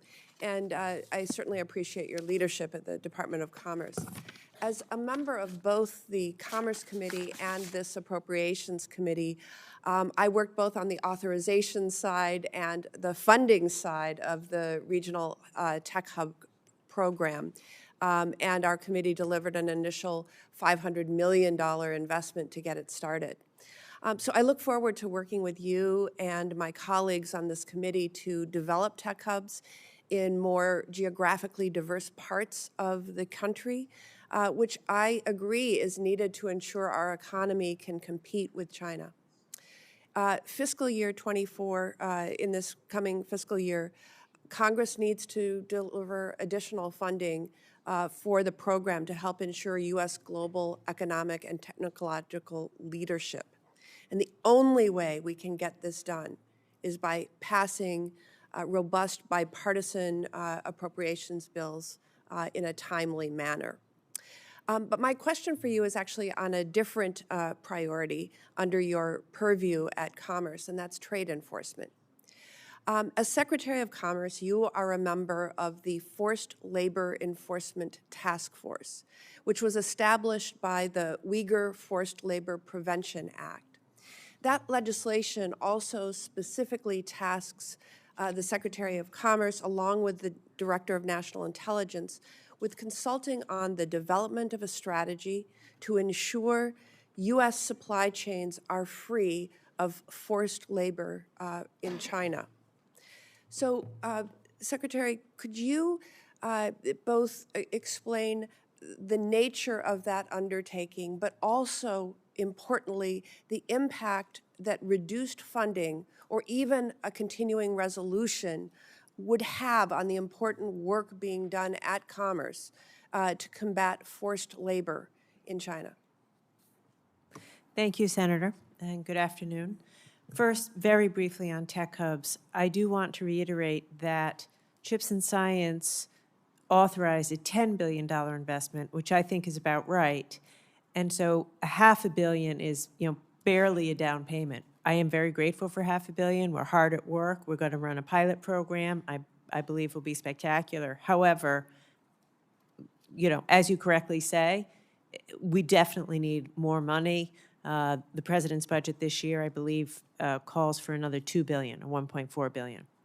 With respect to trade, we take trade enforcement incredibly seriously. And in this regard, I have always said, America can outcompete China if we all play by the same rules. And China doesn't play by the same rules in trade. They flood our market with heavily subsidized goods and undercut our prices and undercut our industry. And as you say, there is often forced labor in the supply chain. And we should have zero tolerance for forced labor in that supply chain. Right now, one of the things that we do at the Commerce Department is at any given time, we are enforcing between 600 and 700 countervailing duties, anti-dumping countervailing duties, many of which relate to China's unfair practices. Any cut in our funding would massively inhibit our ability to do that. We barely have enough people to do it now. And that would affect the Uyghur issue, you say, but also anything else that China is doing to undercut any of our industries. Thank you. Secretary Austin, in fiscal year 2023, the committee supported, our committee supported the establishment of an industrial base expansion and shipyard infrastructure initiative specific to the Constellation-class frigate, a ship that is currently being built in Wisconsin. This program will now be supported by a workforce development initiative that will equip our workers with the specialized skills required to support the domestic shipbuilding base, as well as keep the Navy on track to expand the fleet. This year, I'm again advocating for this program to continue to receive funding because we know that sustained investment is critical to the health and stability of our defense industry. Again, the only way we will get this done is by passing robust bipartisan bills on time. Secretary Austin, can you speak to how the workforce investments that we've been funding, like this program, keep our nation competitive and secure? It goes without saying, Senator, thanks for the question, but our workforce is absolutely critical. As we have, our industrial base is one of our core strengths, and central to that core strength is the workforce. And as we've been challenged over the years in terms of being able to rapidly expand capacity and capability, some of those challenges are workforce challenges. So everything that we can do to train and empower our workforce, I think, is helpful. It's critical, and so I appreciate all that you're doing. I think it's the right thing, and would ask that we do more in that regard. So. Senator Bozeman. Thank you, Madam Chair. Thank all of you all for being here. We appreciate all your great work. The Secretary Blinken, there's growing concern about the lack of communication between the U.S. and China I believe you change the world through personal relationships, and then also you de-escalate things as they occur. In visiting with some of our allies as we get out and about, there's concern from them, that again, China and the United States are not communicating as well as we should. Can you talk a little bit about that and what steps you take to reach out to your Chinese counterparts? Thank you very much, Senator. When President Biden and President Xi met in Bali at the end of last year, one of the things that they agreed on was the importance of having these lines of communication, at the very least so that we put a floor under the relationship or some guardrails on it. President Xi calls it a safety net. Take your pick of terminology, but it's important because, as we've all talked about today, we're engaged in an intense competition with China across many areas, but it's not in our interest for that competition to veer into conflict if we can do anything to avoid that, and we're determined to do that. That starts with communication, so I couldn't agree with you more. I think we've shown recently that there is more senior level engagement with China, most recently our ambassador in Beijing and also the National Security Advisor, Jake Sullivan, meeting with his Chinese counterpart, Wang Yi, over a couple of days in Europe.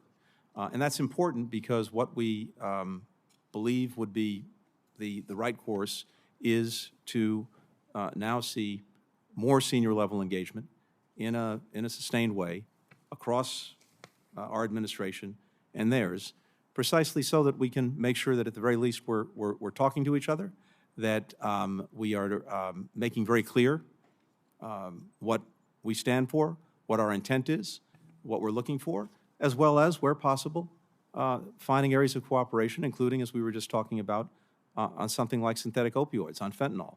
So I also think, Senator, that it's not only what's in our interest, but the rest of the world looks to us to manage this relationship responsibly. We're determined to do that. No, I appreciate that, and like I say, that I think there has been concern amongst some of our allies in that part of the world that we can do a better job. Certainly, they can do a better job of making that work. Madam Secretary, we had a really good conversation the other day about trade.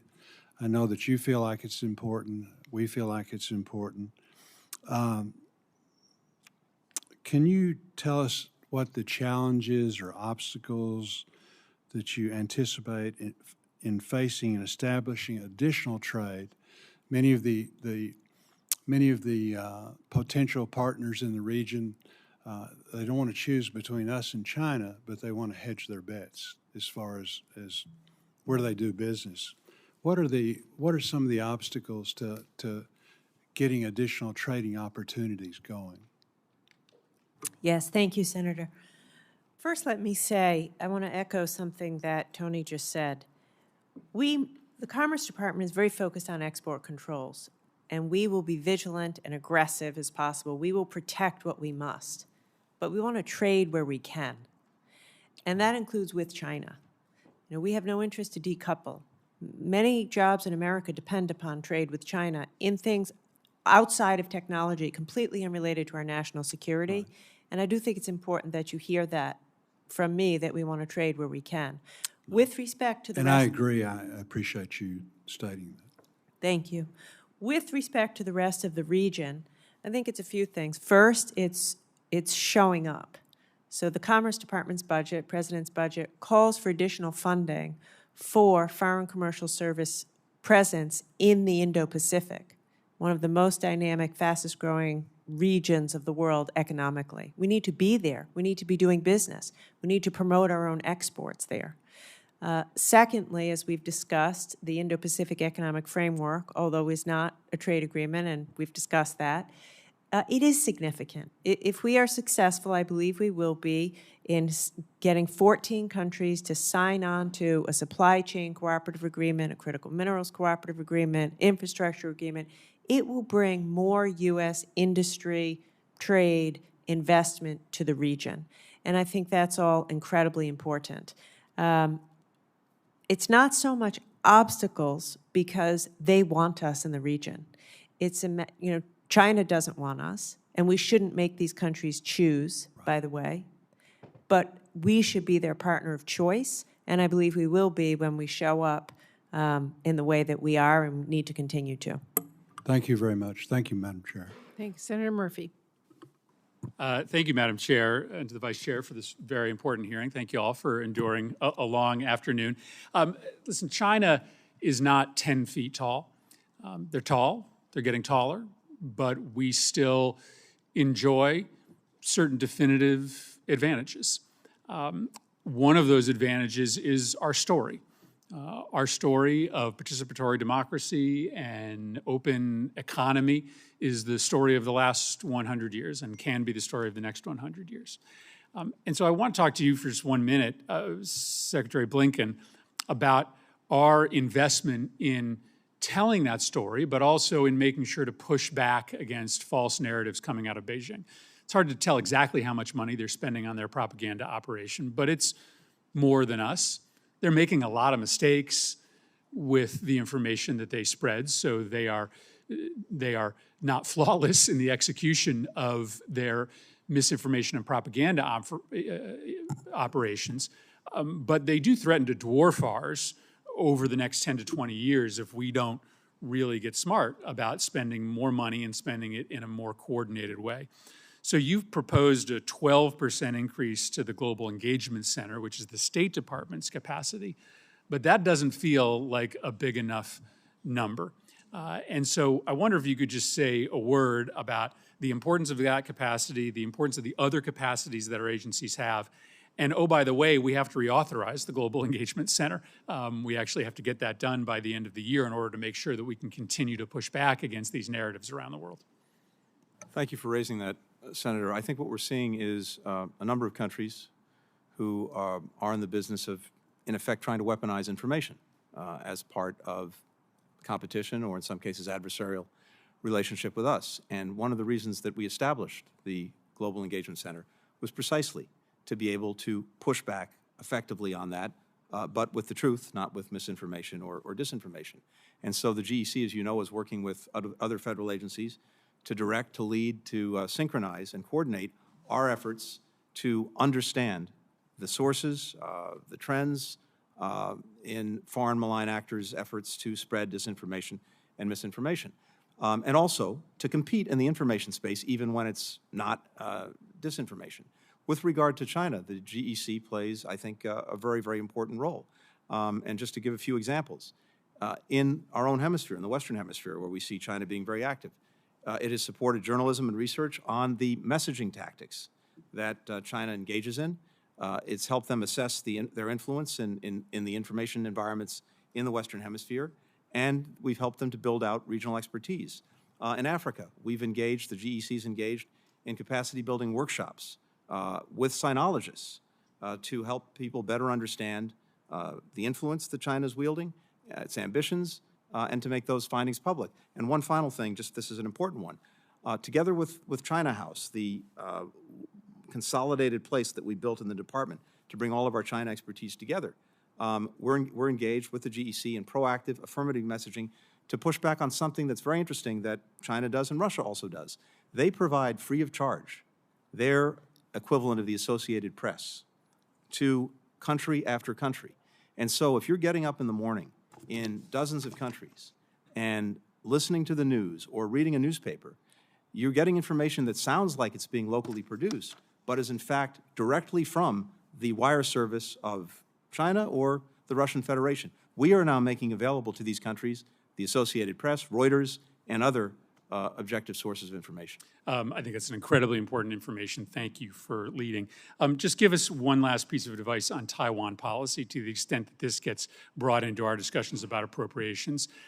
You have recommended significant changes in Taiwan policy to bolster economic relations, security relations, cultural relations, but you have warned Congress against implicit security guarantees or implicit formal recognition of Taiwan, recognizing symbols of sovereignty. You have not seen you do not predict a return on investment related to U.S. security if we essentially overturn the One China policy in the Taiwan Relations Act. Does that continue to be your recommendation to the Congress? It does. The the policy that administration after administration has pursued over 5 decades, Republican and Democratic alike, grounded in the One China policy, the Taiwan Relations Act, the 3 communiques, 6 assurances, has done very well. Done very well for Taiwan, done well for us, and ironically, arguably done well for the PRC because it's preserved peace and stability. It's put in place an understanding by which, up until now, everyone refrains from taking unilateral action to try to change the status quo, and thus potentially creating a crisis that would have global effects. One of the concerns that we have, going back some years, is that Beijing no longer seems to accept the status quo in Taiwan and has been taking steps of various kinds to increase the pressure to coerce Taiwan and to contemplate perhaps the use of force at some point in the future. I think country after country around the world is increasingly making clear to Beijing that that would have catastrophic consequences for everyone. We have 50% of world trade that goes through the Strait every single day. 70% or so of the semiconductors manufactured on Taiwan. If there were to be a crisis as a result of unilateral action taken by China with regard to Taiwan, we would have a global economic crisis on our hands that country after country would be affected by.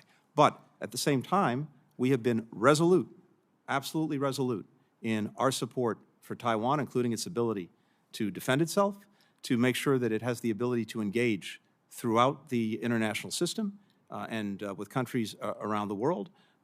We have ourselves increased our engagement in a whole variety of ways with Taiwan because we take very seriously our commitments under the TRA, the Taiwan Relations Act, that again goes back many years. But I think the basic framework that's been in place for many decades over many administrations has served us well, and disrupting that status quo would actually not be in our interest. Thank you, Madam Chair. Thank you. Senator Fisher. Thank you, Madam Chair. I have a number of issues I'd like to touch on today, so I'm going to try to not make a long statement. I hope all of you will answer with a short response as well. Secretary Austin, Section 1262 of last year's NDAA required that both the Departments of Defense and State submit a comprehensive report on the bilateral access agreements to Congress. These are the agreements with overflight, basing agreements, agreements for logistics support or refueling support. And that report's due in a couple weeks. Will it be on time? It will. Great. How many planned cooperative security locations, forward operating locations, or fuel support points require access agreements that currently do not exist? Well, there are, as you know, a number of agreements that we continue to pursue. And of course, when the need arises, when an operation is being conducted, no matter what, even if we have agreements, we'll have to go back in to that country and request those rights. We've done some things recently to increase the locations that we're operating with our allies and partners in the region. For example, the Philippines is a good example of that. We continue to work with countries like Japan and Australia to make sure that we can rotate forces in and out in Australia, for example. And so we are making significant progress. It would be really helpful to have those agreements in place before they're needed, correct? That's correct. Yeah, thank you for the work you're doing on that. Secretary Blinken, are you coordinating with the Department of Defense on these agreements? Absolutely. Thank you. Secretary Raimondo, when you were before the CJS subcommittee, I brought up, and we had a discussion over rip and replace being an emergency that we have to be aware of with the Huawei that's installed and being able to have that funded. Do you believe that Congress needs to consider all the legislative options on the table right now in order to address this emergency? I certainly believe it poses a national security risk. Huawei remains in American networks, including near military bases, and I think that Congress should fully fund the FCC's rip and replace program. Okay, thank you. I'm going to quote Senator Kennedy. I happen to have a bill for that. And I hope my colleagues will consider that. Senator Hickenlooper and I have been working on a bill, and hopefully we can use some of those unobligated COVID-19 funds to fill that gap that exists there. Secretary Austin, I appreciate the prior discussions we've had about the department's fiscal year 2024 budget request and how it addresses munitions production issues that we are facing in this country. And I agree that the current request is a step in the right direction. But I also think there's more that we can do, and I think there's more that we have to do. From your perspective, would it be useful to be able to add additional munitions multi-year procurement authority and help us to remove some of the low value, I'd say, contracting requirements that are out there when we're setting up these future contracts? It very much would, Senator. And let me thank you for what Congress is doing, has done, and I hope will do in terms of granting us authorities for multi-procurement actions there. That's been very, very helpful. And as you know, we're asking for some $30 billion to invest in munitions, which is just about the limit of what industry can produce in this next year. You know, I've been very concerned about our munitions requirements that we have for ourselves, the security of our nation, but we also obviously have contracts and supply to other nations as well. Secretary Blinken, you testified recently that the long pole in the tent in providing equipment to Taiwan to defend itself is the production capacity. Do we have the same issue with foreign military sales to other nations as well besides Taiwan? We do. I think, let me put it this way. In my capacity as Secretary of State, I have signed out more cases for Taiwan than any of my predecessors. So, and we're looking at ways to make our department even more efficient. And I know that our colleagues at DoD are doing the same thing. But if you actually look at the calendar, the schedule of these things, where we have a challenge is on the production end. And there are a whole variety of reasons, as you know, for that. That's actually changing. It's changing as a result of intense engagement with industry. It's changing as a result of the fact that in part because of Ukraine and the Russian aggression, there is a growing demand around the world that is getting production lines that had been dormant moving again. But unfortunately, it's not flipping a light switch.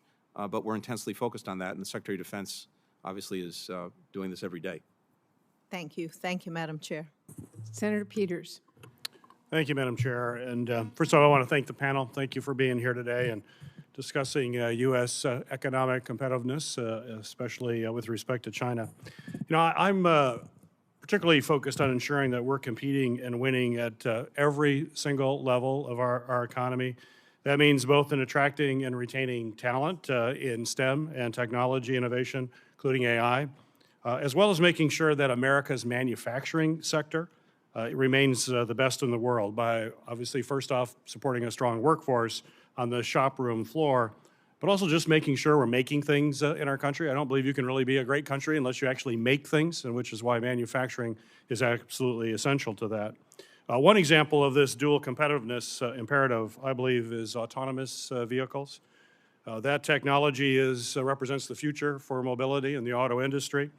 And if the U.S. is going to be a leader in the future of the automotive industry, we have to find ways to not only develop autonomous vehicle technology here in America, but we actually have to manufacture it here in America and deploy it in our country as well. That's why I've worked long on legislation to ensure that America can manufacture this cutting-edge technology so we don't lose the race with China. China is investing massive amounts of money in this technology. Many believe this technology represents, in some ways, the moonshot for artificial intelligence because of the complexity of it. And I don't want to be in a position where we're playing catch-up for years like we are, or we have been in areas like semiconductor chips. So, Madam Secretary, Secretary Raimondo, my question is for you. How is the Department of Commerce working to ensure that its strategy on economic competitiveness, particularly with China, reflects strong support not only for just research and development and innovation, but actually the making of things and manufacturing with American workers here in the United States. Thank you, Senator. Good afternoon. I wholeheartedly agree that we need to get back into the business of making more things in America. And as my colleagues know, no one believes that more than President Biden. And so we are doing a number of things ensuring that we can rejuvenate our manufacturing sector. First and foremost is the CHIPS Act. Obviously, will create hundreds of thousands of manufacturing jobs. This budget calls for increased investments in the Manufacturing Extension Partnership, which will provide technical assistance to small manufacturers, which is the majority of manufacturers, even in Michigan. You know, I know big auto, but all the small suppliers. MEP will help them to become more digitized, to do training, et cetera. We're also investing a great deal of money in job training and apprenticeship initiatives with a focus on manufacturing. So in the interest of time, I'll simply say we took our eye off the ball as a country on manufacturing. We thought we could, in search of cheap labor, outsource everything. And now we have problems in our supply chain. We're overly dependent, and it's a national security risk. And so we have to improve that. The final thing I'll say is this. In the budget that we propose, we are asking for additional funding to establish a supply chain office at the Commerce Department so that we can be in the business of proactively monitoring and predicting supply chain challenges before they happen and not just be reactive, and that will be immensely helpful to us to rejuvenate manufacturing. Thank you.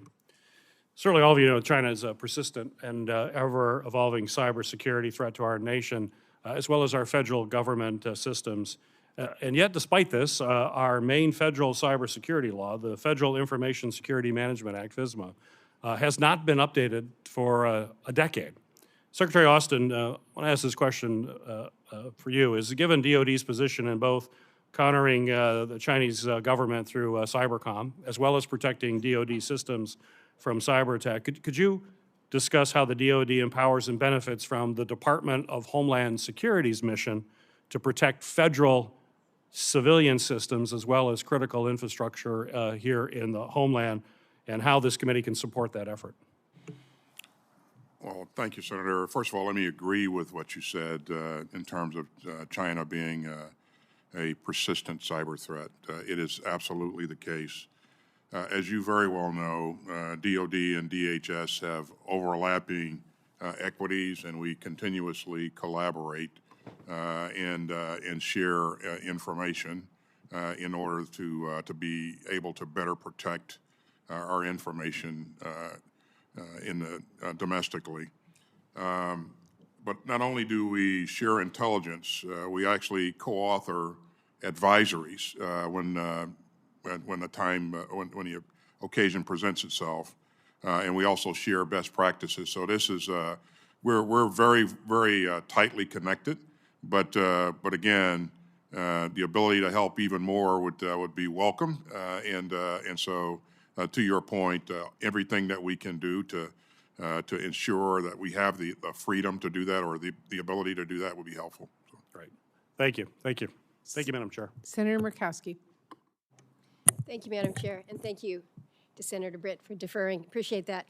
Thank you for your leadership. I appreciate it. I'm going to talk about the Arctic. Secretary Austin, you noted yourself on a trip to Alaska in 21. You said here in Alaska, we are where the Indo-Pacific nation and us as an Arctic nation intersect. These two critical regions intersect. This is where we can project power in both regions and where we must be able to defend ourselves from threats coming from both places. It's also where we can better posture ourselves and prepare for climate changes that will impact our future.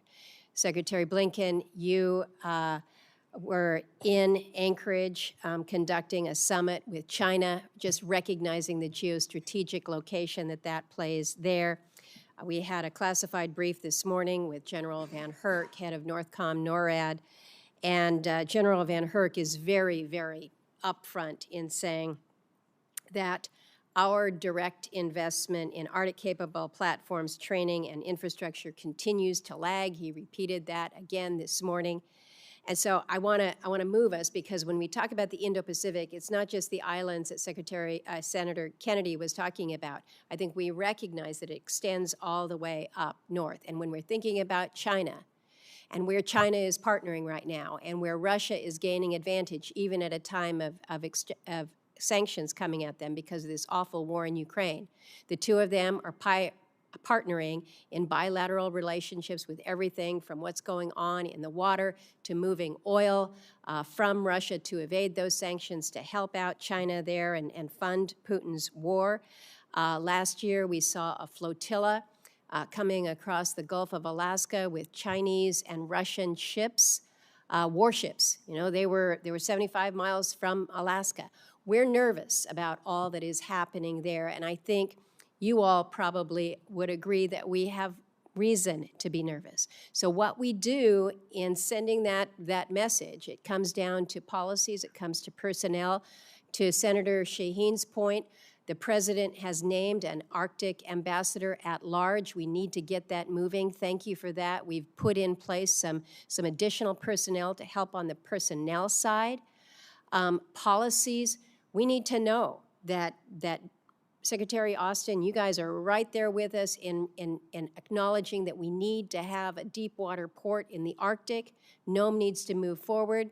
Senator Britt and I were down in Mississippi and Alabama checking on the polar security cutters. They're coming, but they're not coming fast enough. We need a commercially available icebreaker up there soon, because we're not going to see our polar security cutters for 3-4 years, and probably longer than that, because they're going to be down in Antarctica. So we are exposed up there. And so when we're talking about the U.S.-China relationship, let's remember how it kind of comes together, unfortunately, because of Russia and our proximity there. So I want to ask you, Secretary Austin, we've acknowledged that we have updated our Arctic strategies. That's so important from all branches of the department. But I think we all recognize that strategy without action is just a piece of paper. When I look at the MILCON projects that the President's budget has submitted, only seeking funding for 2 MILCON projects in one of the most strategic locations in our country.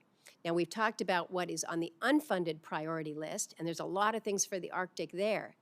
But it causes me to question whether or not we are appropriately resourcing what we need to do in order to have the level of preparedness, the level of deterrence that I think we would hope to see. So, Secretary. As you well know, Senator, we have some of our most valued assets in Alaska. We have F-22s, F-35s. More fifth-generation fighters, and we're happy about it. That's right, and you're taking really good care of them up there. We just stood up the 11th Airborne, which is that's going to continue to provide great capability. I asked to invest this year some $500 million in over-the-horizon radars, which will increase our domain awareness. Last year, I asked for $373 million to invest. So we're going to continue to invest to increase domain awareness. We're going to continue to do things, the kinds of things that we're doing as we speak. As you know, we have an exercise ongoing in Alaska, up in the Great North. We need more of that with allies and partners to make sure that we can operate efficiently and effectively in that environment. So we'll look to continue to invest, but your point's well taken on MILCON. Over. Thank you. And I'm out of time, but Secretary Blinken, acknowledging that we can always do more on the personnel side, we'd like to make sure that we're paying attention to that as well. Welcome is always working with you on that. Thank you. Thank you. Thank you, Madam. Senator Merkley. Thank you all. And Secretary Blinken, we have China engaged in slave labor with the kind of 1 million Uyghurs. We have them taking away the Tibetan children to boarding schools when they're just 5 or 6 years old. We have China stripping the political rights out of Hong Kong. Is it fair to say that China is a massive human rights violator? Yes. Is this alone a reason to encourage our companies to develop supply chains elsewhere? In and of itself, I think that companies that don't want to perhaps face the moral hazard of engaging in that way would see it that way, yes. And we have seen under Xi that China is flexing its muscles very much in the Indo-Pacific region in a whole host of ways. In that context, I want to thank you for visiting Vietnam. You visited the week right after I led a congressional delegation there. How important is Vietnam and other ASEAN nations as counterweight to China in the region? Well, First, ASEAN itself is vital because it brings together, as you know, all the Southeast Asian nations. And in many ways, they sometimes feel more comfortable tackling a challenging issue collectively as opposed to individually. But for us, the bilateral relationships as well as the relationship with ASEAN are of increasing importance. As you mentioned, we have, I think, a good and growing relationship with Vietnam. We just had the President of the Philippines here, President Marcos, for a very important visit.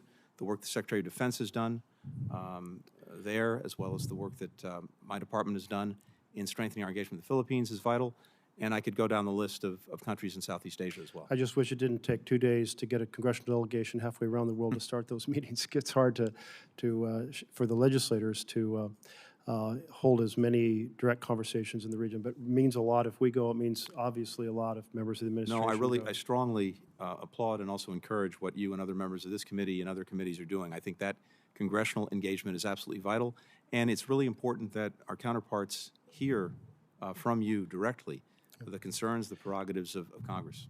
Secretary Raimondo, you noted that in search of cheap labor, we lost manufacturing jobs in the United States as supply chains moved overseas. And of course, this is particularly true, primarily true in China.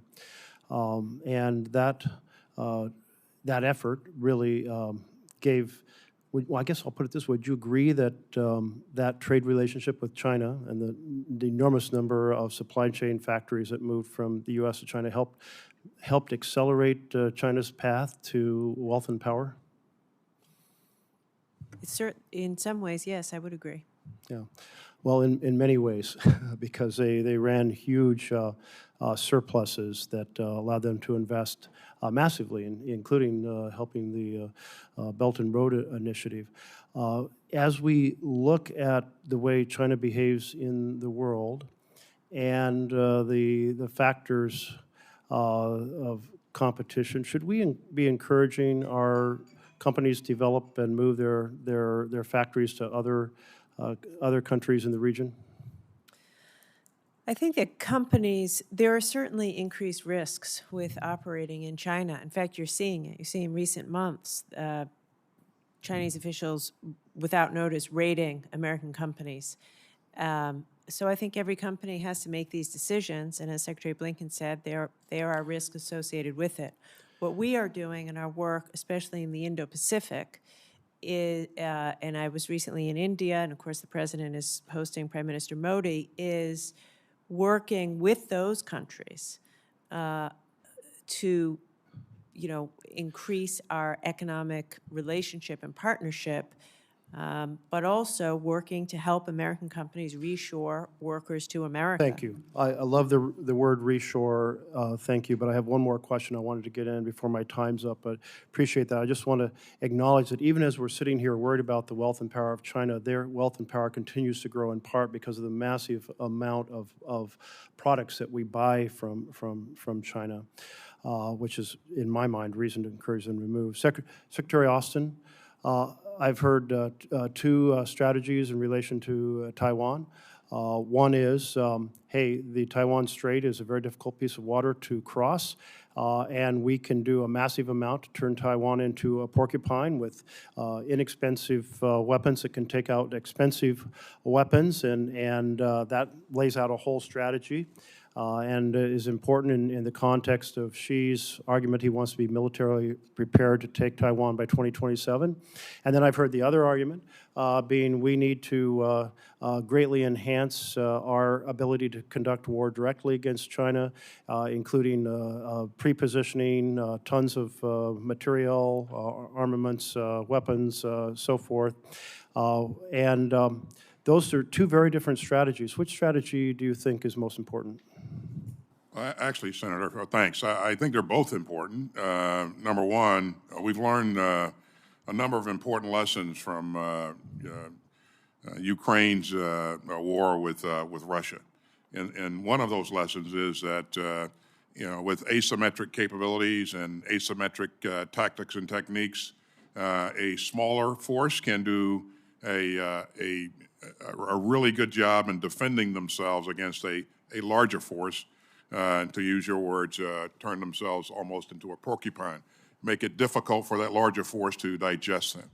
But in terms of, the China problem set writ large, my mandate is to make sure that we continue to deter China on a daily basis. And the way you deter another force is by making sure that you have a combat credible capability. And in investing in the things that we know that will provide us the edge in any kind of contest is the right thing to do. And that includes, in some cases, moving things forward in theater, pre-positioning things. And so I think it takes both of those approaches to have a complete deterrent capability. Thank you. A lot to explore there. Time's out. Thank you. Senator Britt. Thank you, Chair Murray.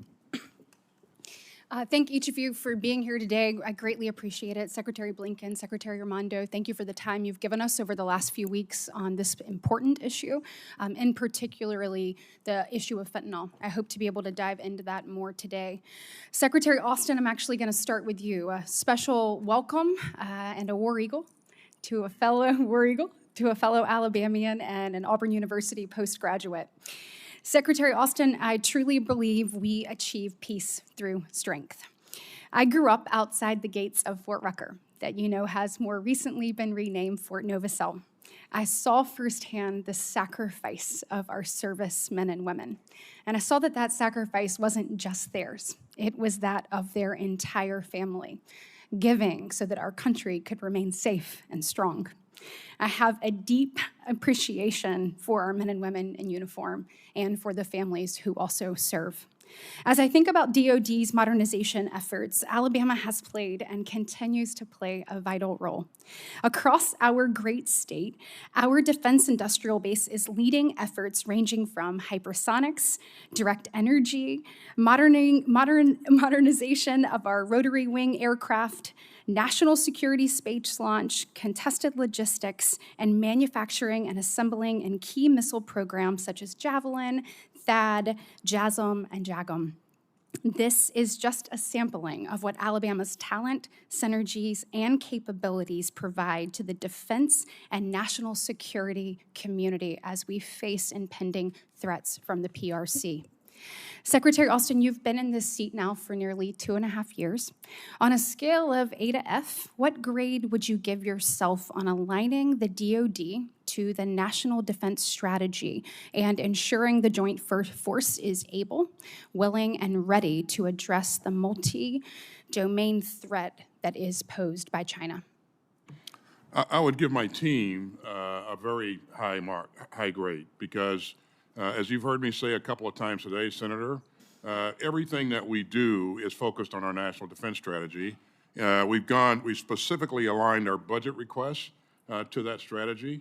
The capabilities that we're going after will provide us the capability to support our warfighting concepts. And so everything that we do is aligned with this strategy. So I would, number one, I think it's the right strategy. Number two, I think that we are very much focused on the execution of that strategy. Well, thank you for that answer. I think we owe it to the American people that you have the resources to ensure that we have the most lethal and best equipped military in the world. Secretary Austin, I'd be remiss if I didn't touch on one more topic. As we consider the multi-domain threat, land, sea, air, space, that is posed by the PRC, particularly from a space perspective, as the leader of the Department of Defense, I implore you to cut through the politics and make a final basing decision for the U.S. Space Command headquarters.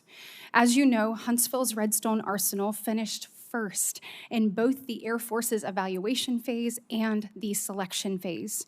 That leaves no doubt that the Air Force's decision to choose Redstone as the preferred basing location was correct, and it was done on the merits. That decision should remain in the Air Force's purview.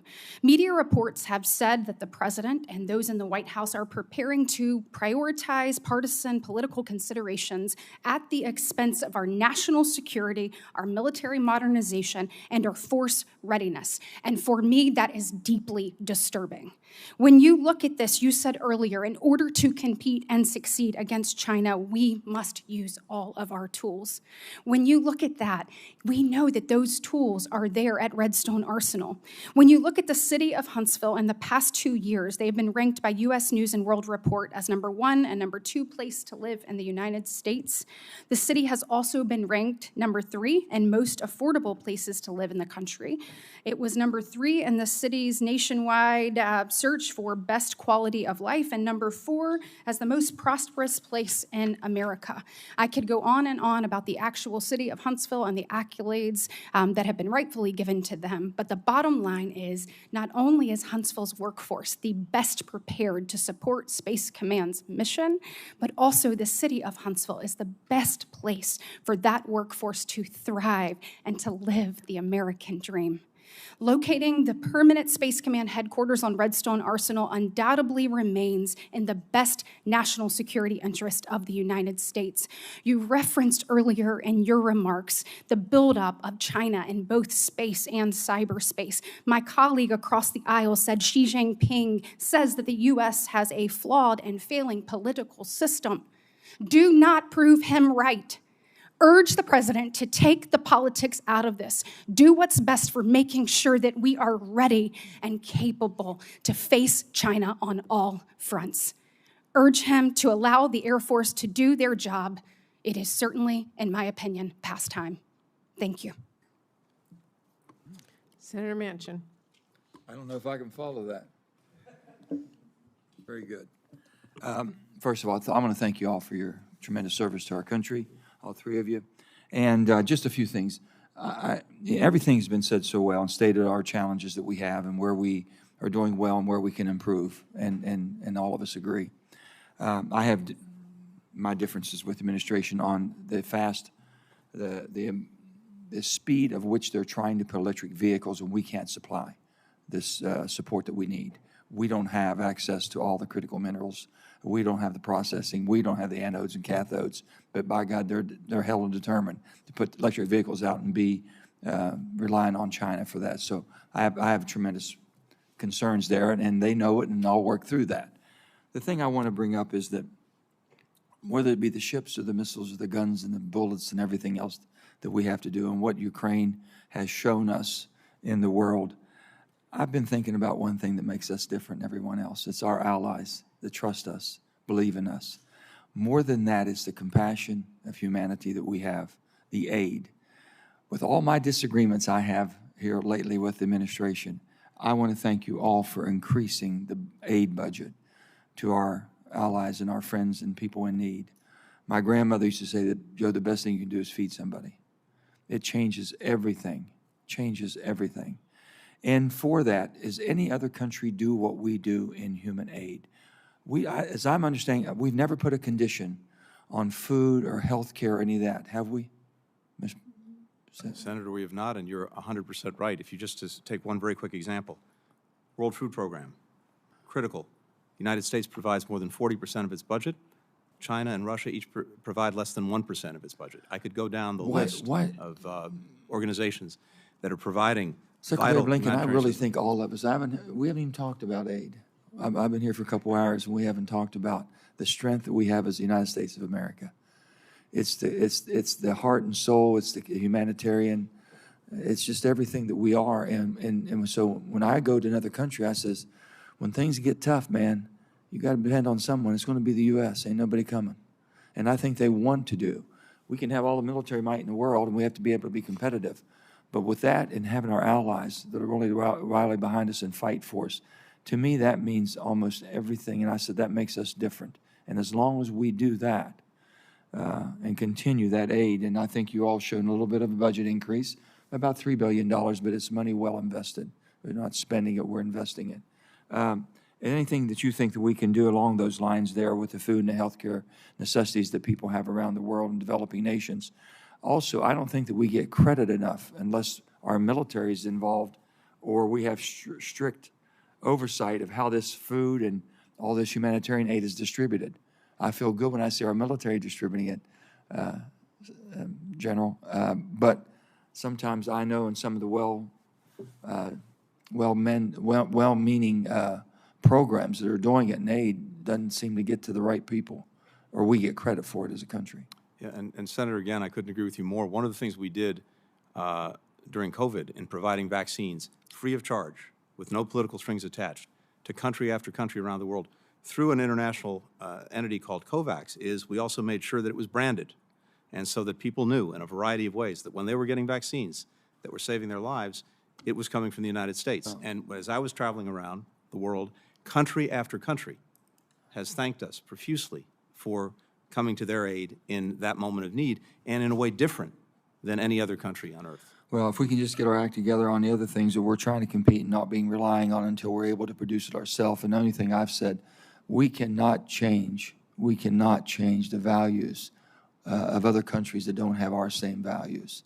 And that's basically the love of family and the love of our religious freedoms and a love of democracy. We can't change that. We get caught up in some of this sometime, and I hope we don't. And I'll say this, and I'll close on this. I've been around long enough to remember that if we didn't fight in Vietnam, the communists were coming to this country. I remember basically the Gulf War, that if we didn't go over there and protect Kuwaiti oil, it would disrupt the economic markets. I remember the Iraq War, if we didn't declare war in Iraq, that we would have weapons of mass destruction used on us. In my lifetime, this is the only support or involvement that we've been with a war that's the most just cause I've ever seen.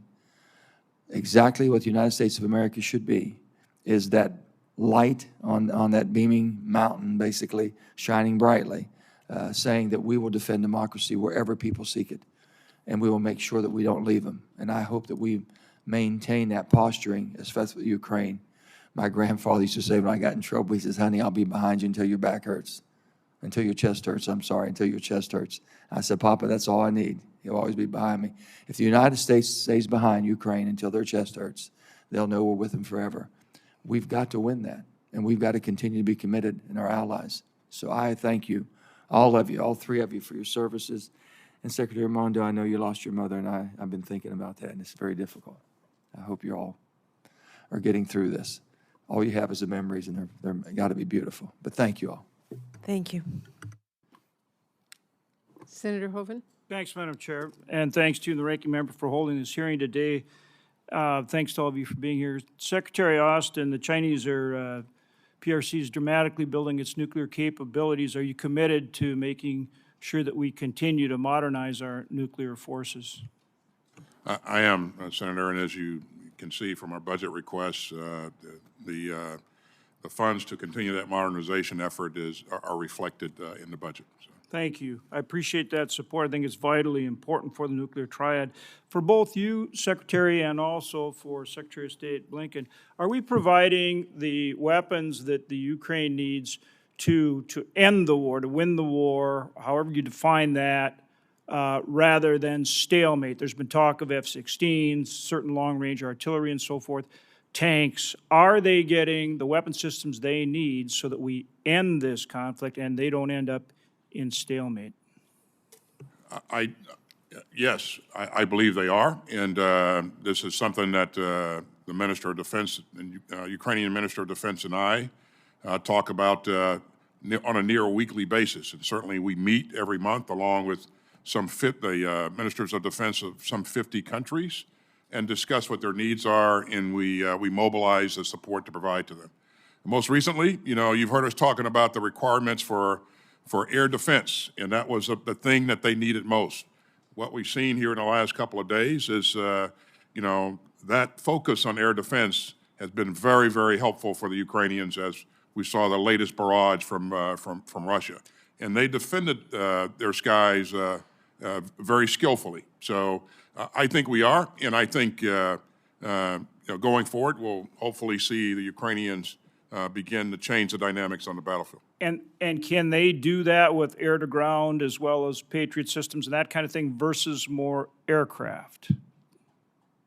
Well, right now, the skies, you know, on both sides are just, it's absolutely lethal. So anytime that you put any meaningful number of aircraft in the sky, one or the other is going to shoot it down. Okay. And so I think that capability will continue to evolve in terms of what Ukraine has for. No, I understand where you're going with this. Secretary Blinken, ending the war, winning the war versus stalemate. I also very much agree with Secretary of Defense, and let me just add one element, if I could, Senator. One of the things that I've heard my colleagues say from the beginning, and by the way, if you go back to before the beginning, we did drawdowns of critical equipment well before the Russian aggression, because we saw it coming, to make sure that the Ukrainians had in hand what they needed to repel that aggression. We did a drawdown Labor Day before the war started, the aggression started. We did another one Christmas. We did it quietly, so as not to give the Russians some excuse, but we did it. And as a result, the Stingers, the Javelins that they had in hand that allowed them to repel the attack against Kyiv and that whole area was very successful. What we've done every single step along the way is to try to adjust to where the war was, where the aggression was, to give the Ukrainians what they need to take back, yes, to take back the land that's been seized from them.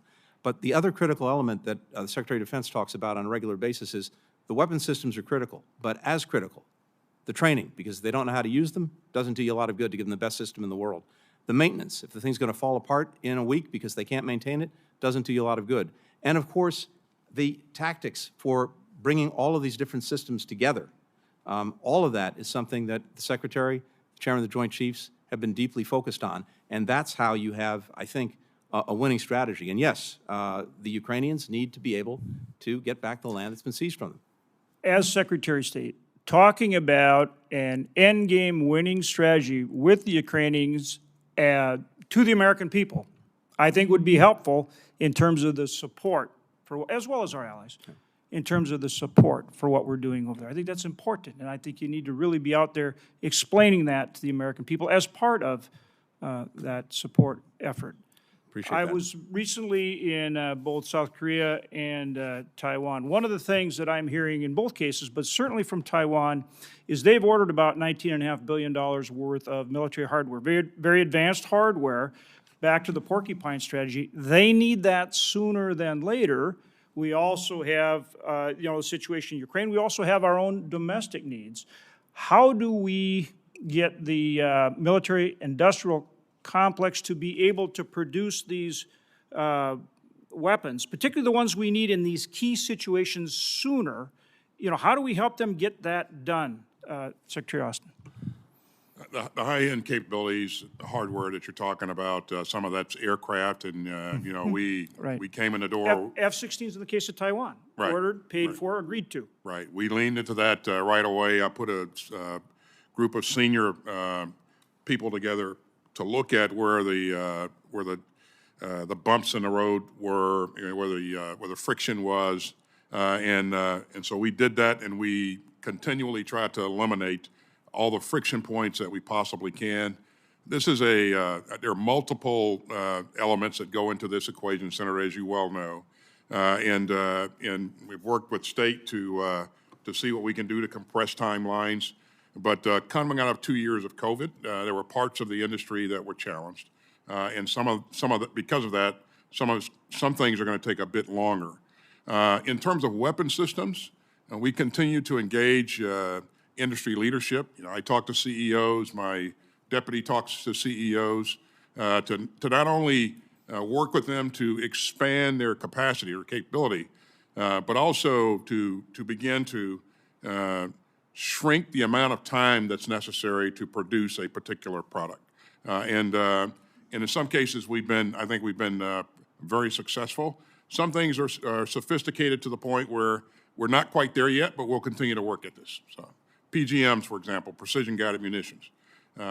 Takes a long time typically to make one. I think there are things that we can do as we look at how we produce those to begin to shorten that process, those processes as well. Thank you. Thank you, Madam Chair. Senator Van Hollen.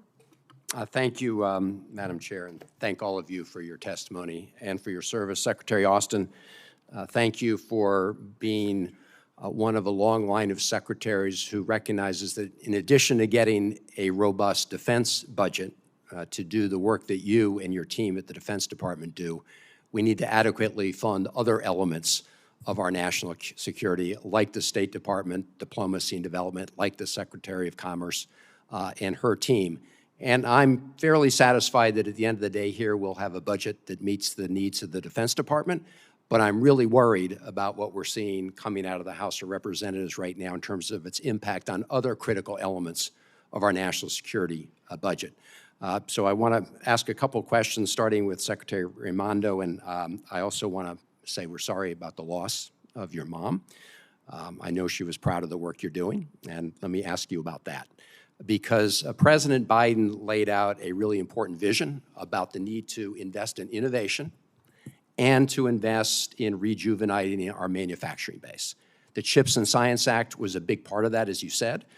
We've done a big piece of funding on the CHIPS part, but we better follow through on the science part. That's the AI, that's the quantum computing, that's other critical elements of technology where China has said that they intend to try to dominate by the year 2025 and beyond. I know that if we do what we need to do in this country, we will continue to have our competitive edge, but not if we don't. So that's one element. The other element, and you've spoken to this in your testimony, is we want to make sure that as we develop very advanced technologies, including in semiconductors and the equipment to manufacture semiconductors, we don't want it to fall in the hands of the PRC military. And that's why we've worked with our allies and partners, you and Secretary Blinken and others have worked with our partners to make sure that we get an agreement to prevent that from happening. The agency in government that really focuses on implementing that is the BIS, right? The Bureau of Information and Security. And could you just describe in a little more detail what will happen if we go back to 2022 funding levels for this department? It seems to be an entity that fights way above its weight, and it's essential in this effort. Can you speak to the impact on keeping our technologies out of the hands of China's military and the importance in terms of the impact on imposing pain on Russia's economy and slowing down Putin's war machine? Yes, thank you, Senator. Good afternoon, and thank you for your sympathy. My family and I appreciate that. So first, let me say that our competition with China increasingly revolves around technology. The United States of America, our innovation ecosystem, our entrepreneurship are the envy of the world. And we need to keep it that way. And that means investing in talent, investing in research and development, investing in NIST. I said earlier, NIST has $1 billion backlog in deferred maintenance. That's the crown jewels in the United States government as it relates to artificial intelligence, quantum, cyber, et cetera. At the same time, we're behind $1 billion. China is massively investing in their metrology institutes, their equivalent of NIST. So I strongly believe, as you say, that we have to lean into research and development and invest in science. CHIPS is an excellent beginning, but it isn't just chips.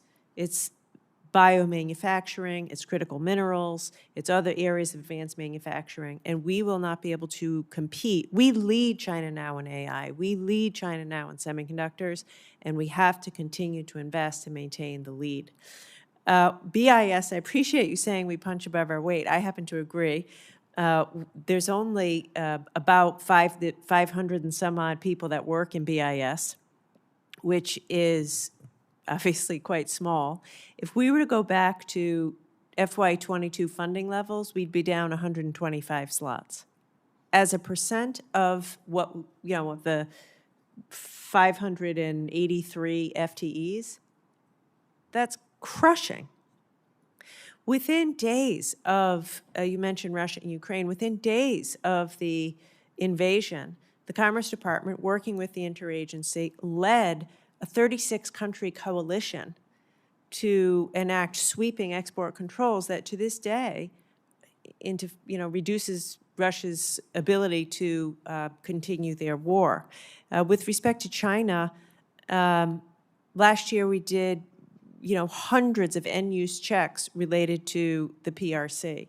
I mean, in October, we put forth the most sweeping semiconductor export controls ever in our country's history. Just last month, we did a $300 million penalty on a company because they were violating export controls by selling hard disks to Huawei, and on and on and on. So we're out of time, so I will stop, but it is a very real risk to our national security to cut the funding of BIS, and I think Secretary Austin and my colleagues would agree. Well, thank you, and I see time is out. I do want to say, Secretary Blinken, thank you for all your efforts, your testimony on the Indo-Pacific. I was going to ask you about the maritime security issue, which President Marcos, when he was here, emphasized, and in a trip I took with Senator Merkley to Vietnam and Indonesia, it was clear they want to protect their territorial waters, their EEZs, their fisheries, and their resources. And we're on the same page here, and if we cut that budget, we will not be able to meet our commitments. So I want to thank you and your team as well. And thank you for your engagement and leadership on this. It's making a big difference, and one of the things that we're working very hard on with allies and partners in the region is to increase what we call their maritime domain awareness so that they know what's going on in the seas and waters around them, which are so vital to those countries. And that's part of our budget. We don't want to shortchange that either. Thank you. Thank you, Madam Chair. Senator Hyde-Smith. Thank you, Madam Chairman, and I want to thank our distinguished panel today for the willingness to serve and the willingness to step up. We certainly appreciate that. I'm from Mississippi, and we're just very proud that we have played such a significant role in contributing to our nation's defense capabilities. We, from shipbuilding to aerospace technology, we have a tremendous talented workforce in Mississippi. In Pascagoula, Mississippi, we have families that have worked in that shipyard for generations. And we just do this very well. And, it does demonstrate our ability to have high-quality defense systems, and they do protect our servicemen and our servicewomen. But the rapid and unprecedented modernization of China's military and naval fleet specifically is of great concern, as many of the members here have demonstrated today and asked questions about. Secretary Austin, this question is going to be for you. The security of our national interest and those of our allies will rely on ensuring the United States maintains air dominance as part of its potential future conflict in the Pacific region. As part of our air dominance strategy, will you describe the Department's efforts to modernize the KC-135 fleet and the KC-46 fleet? And will you also explain the role and significance of the Air National Guard in refueling missions in the Pacific region? Thanks, Senator. First of all, our refueling capability is rivaled by none. That's a strategic advantage that I think gives us the reach, gives us the ability to project power in ways that no other country even comes close to. So as you've seen from our budget request, some $60 billion to invest in aircraft and to modernize aircraft across the board. We want to make sure that we're able to go after the capabilities that we need, and also not have to carry capabilities that we don't need any longer, which will prevent us from modernizing the fleet.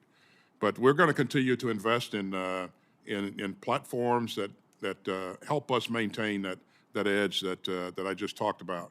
But our tanker fleet is truly amazing, and so the National Guard obviously punches above its weight class in every endeavor, and certainly they add significant value to this effort as well. So.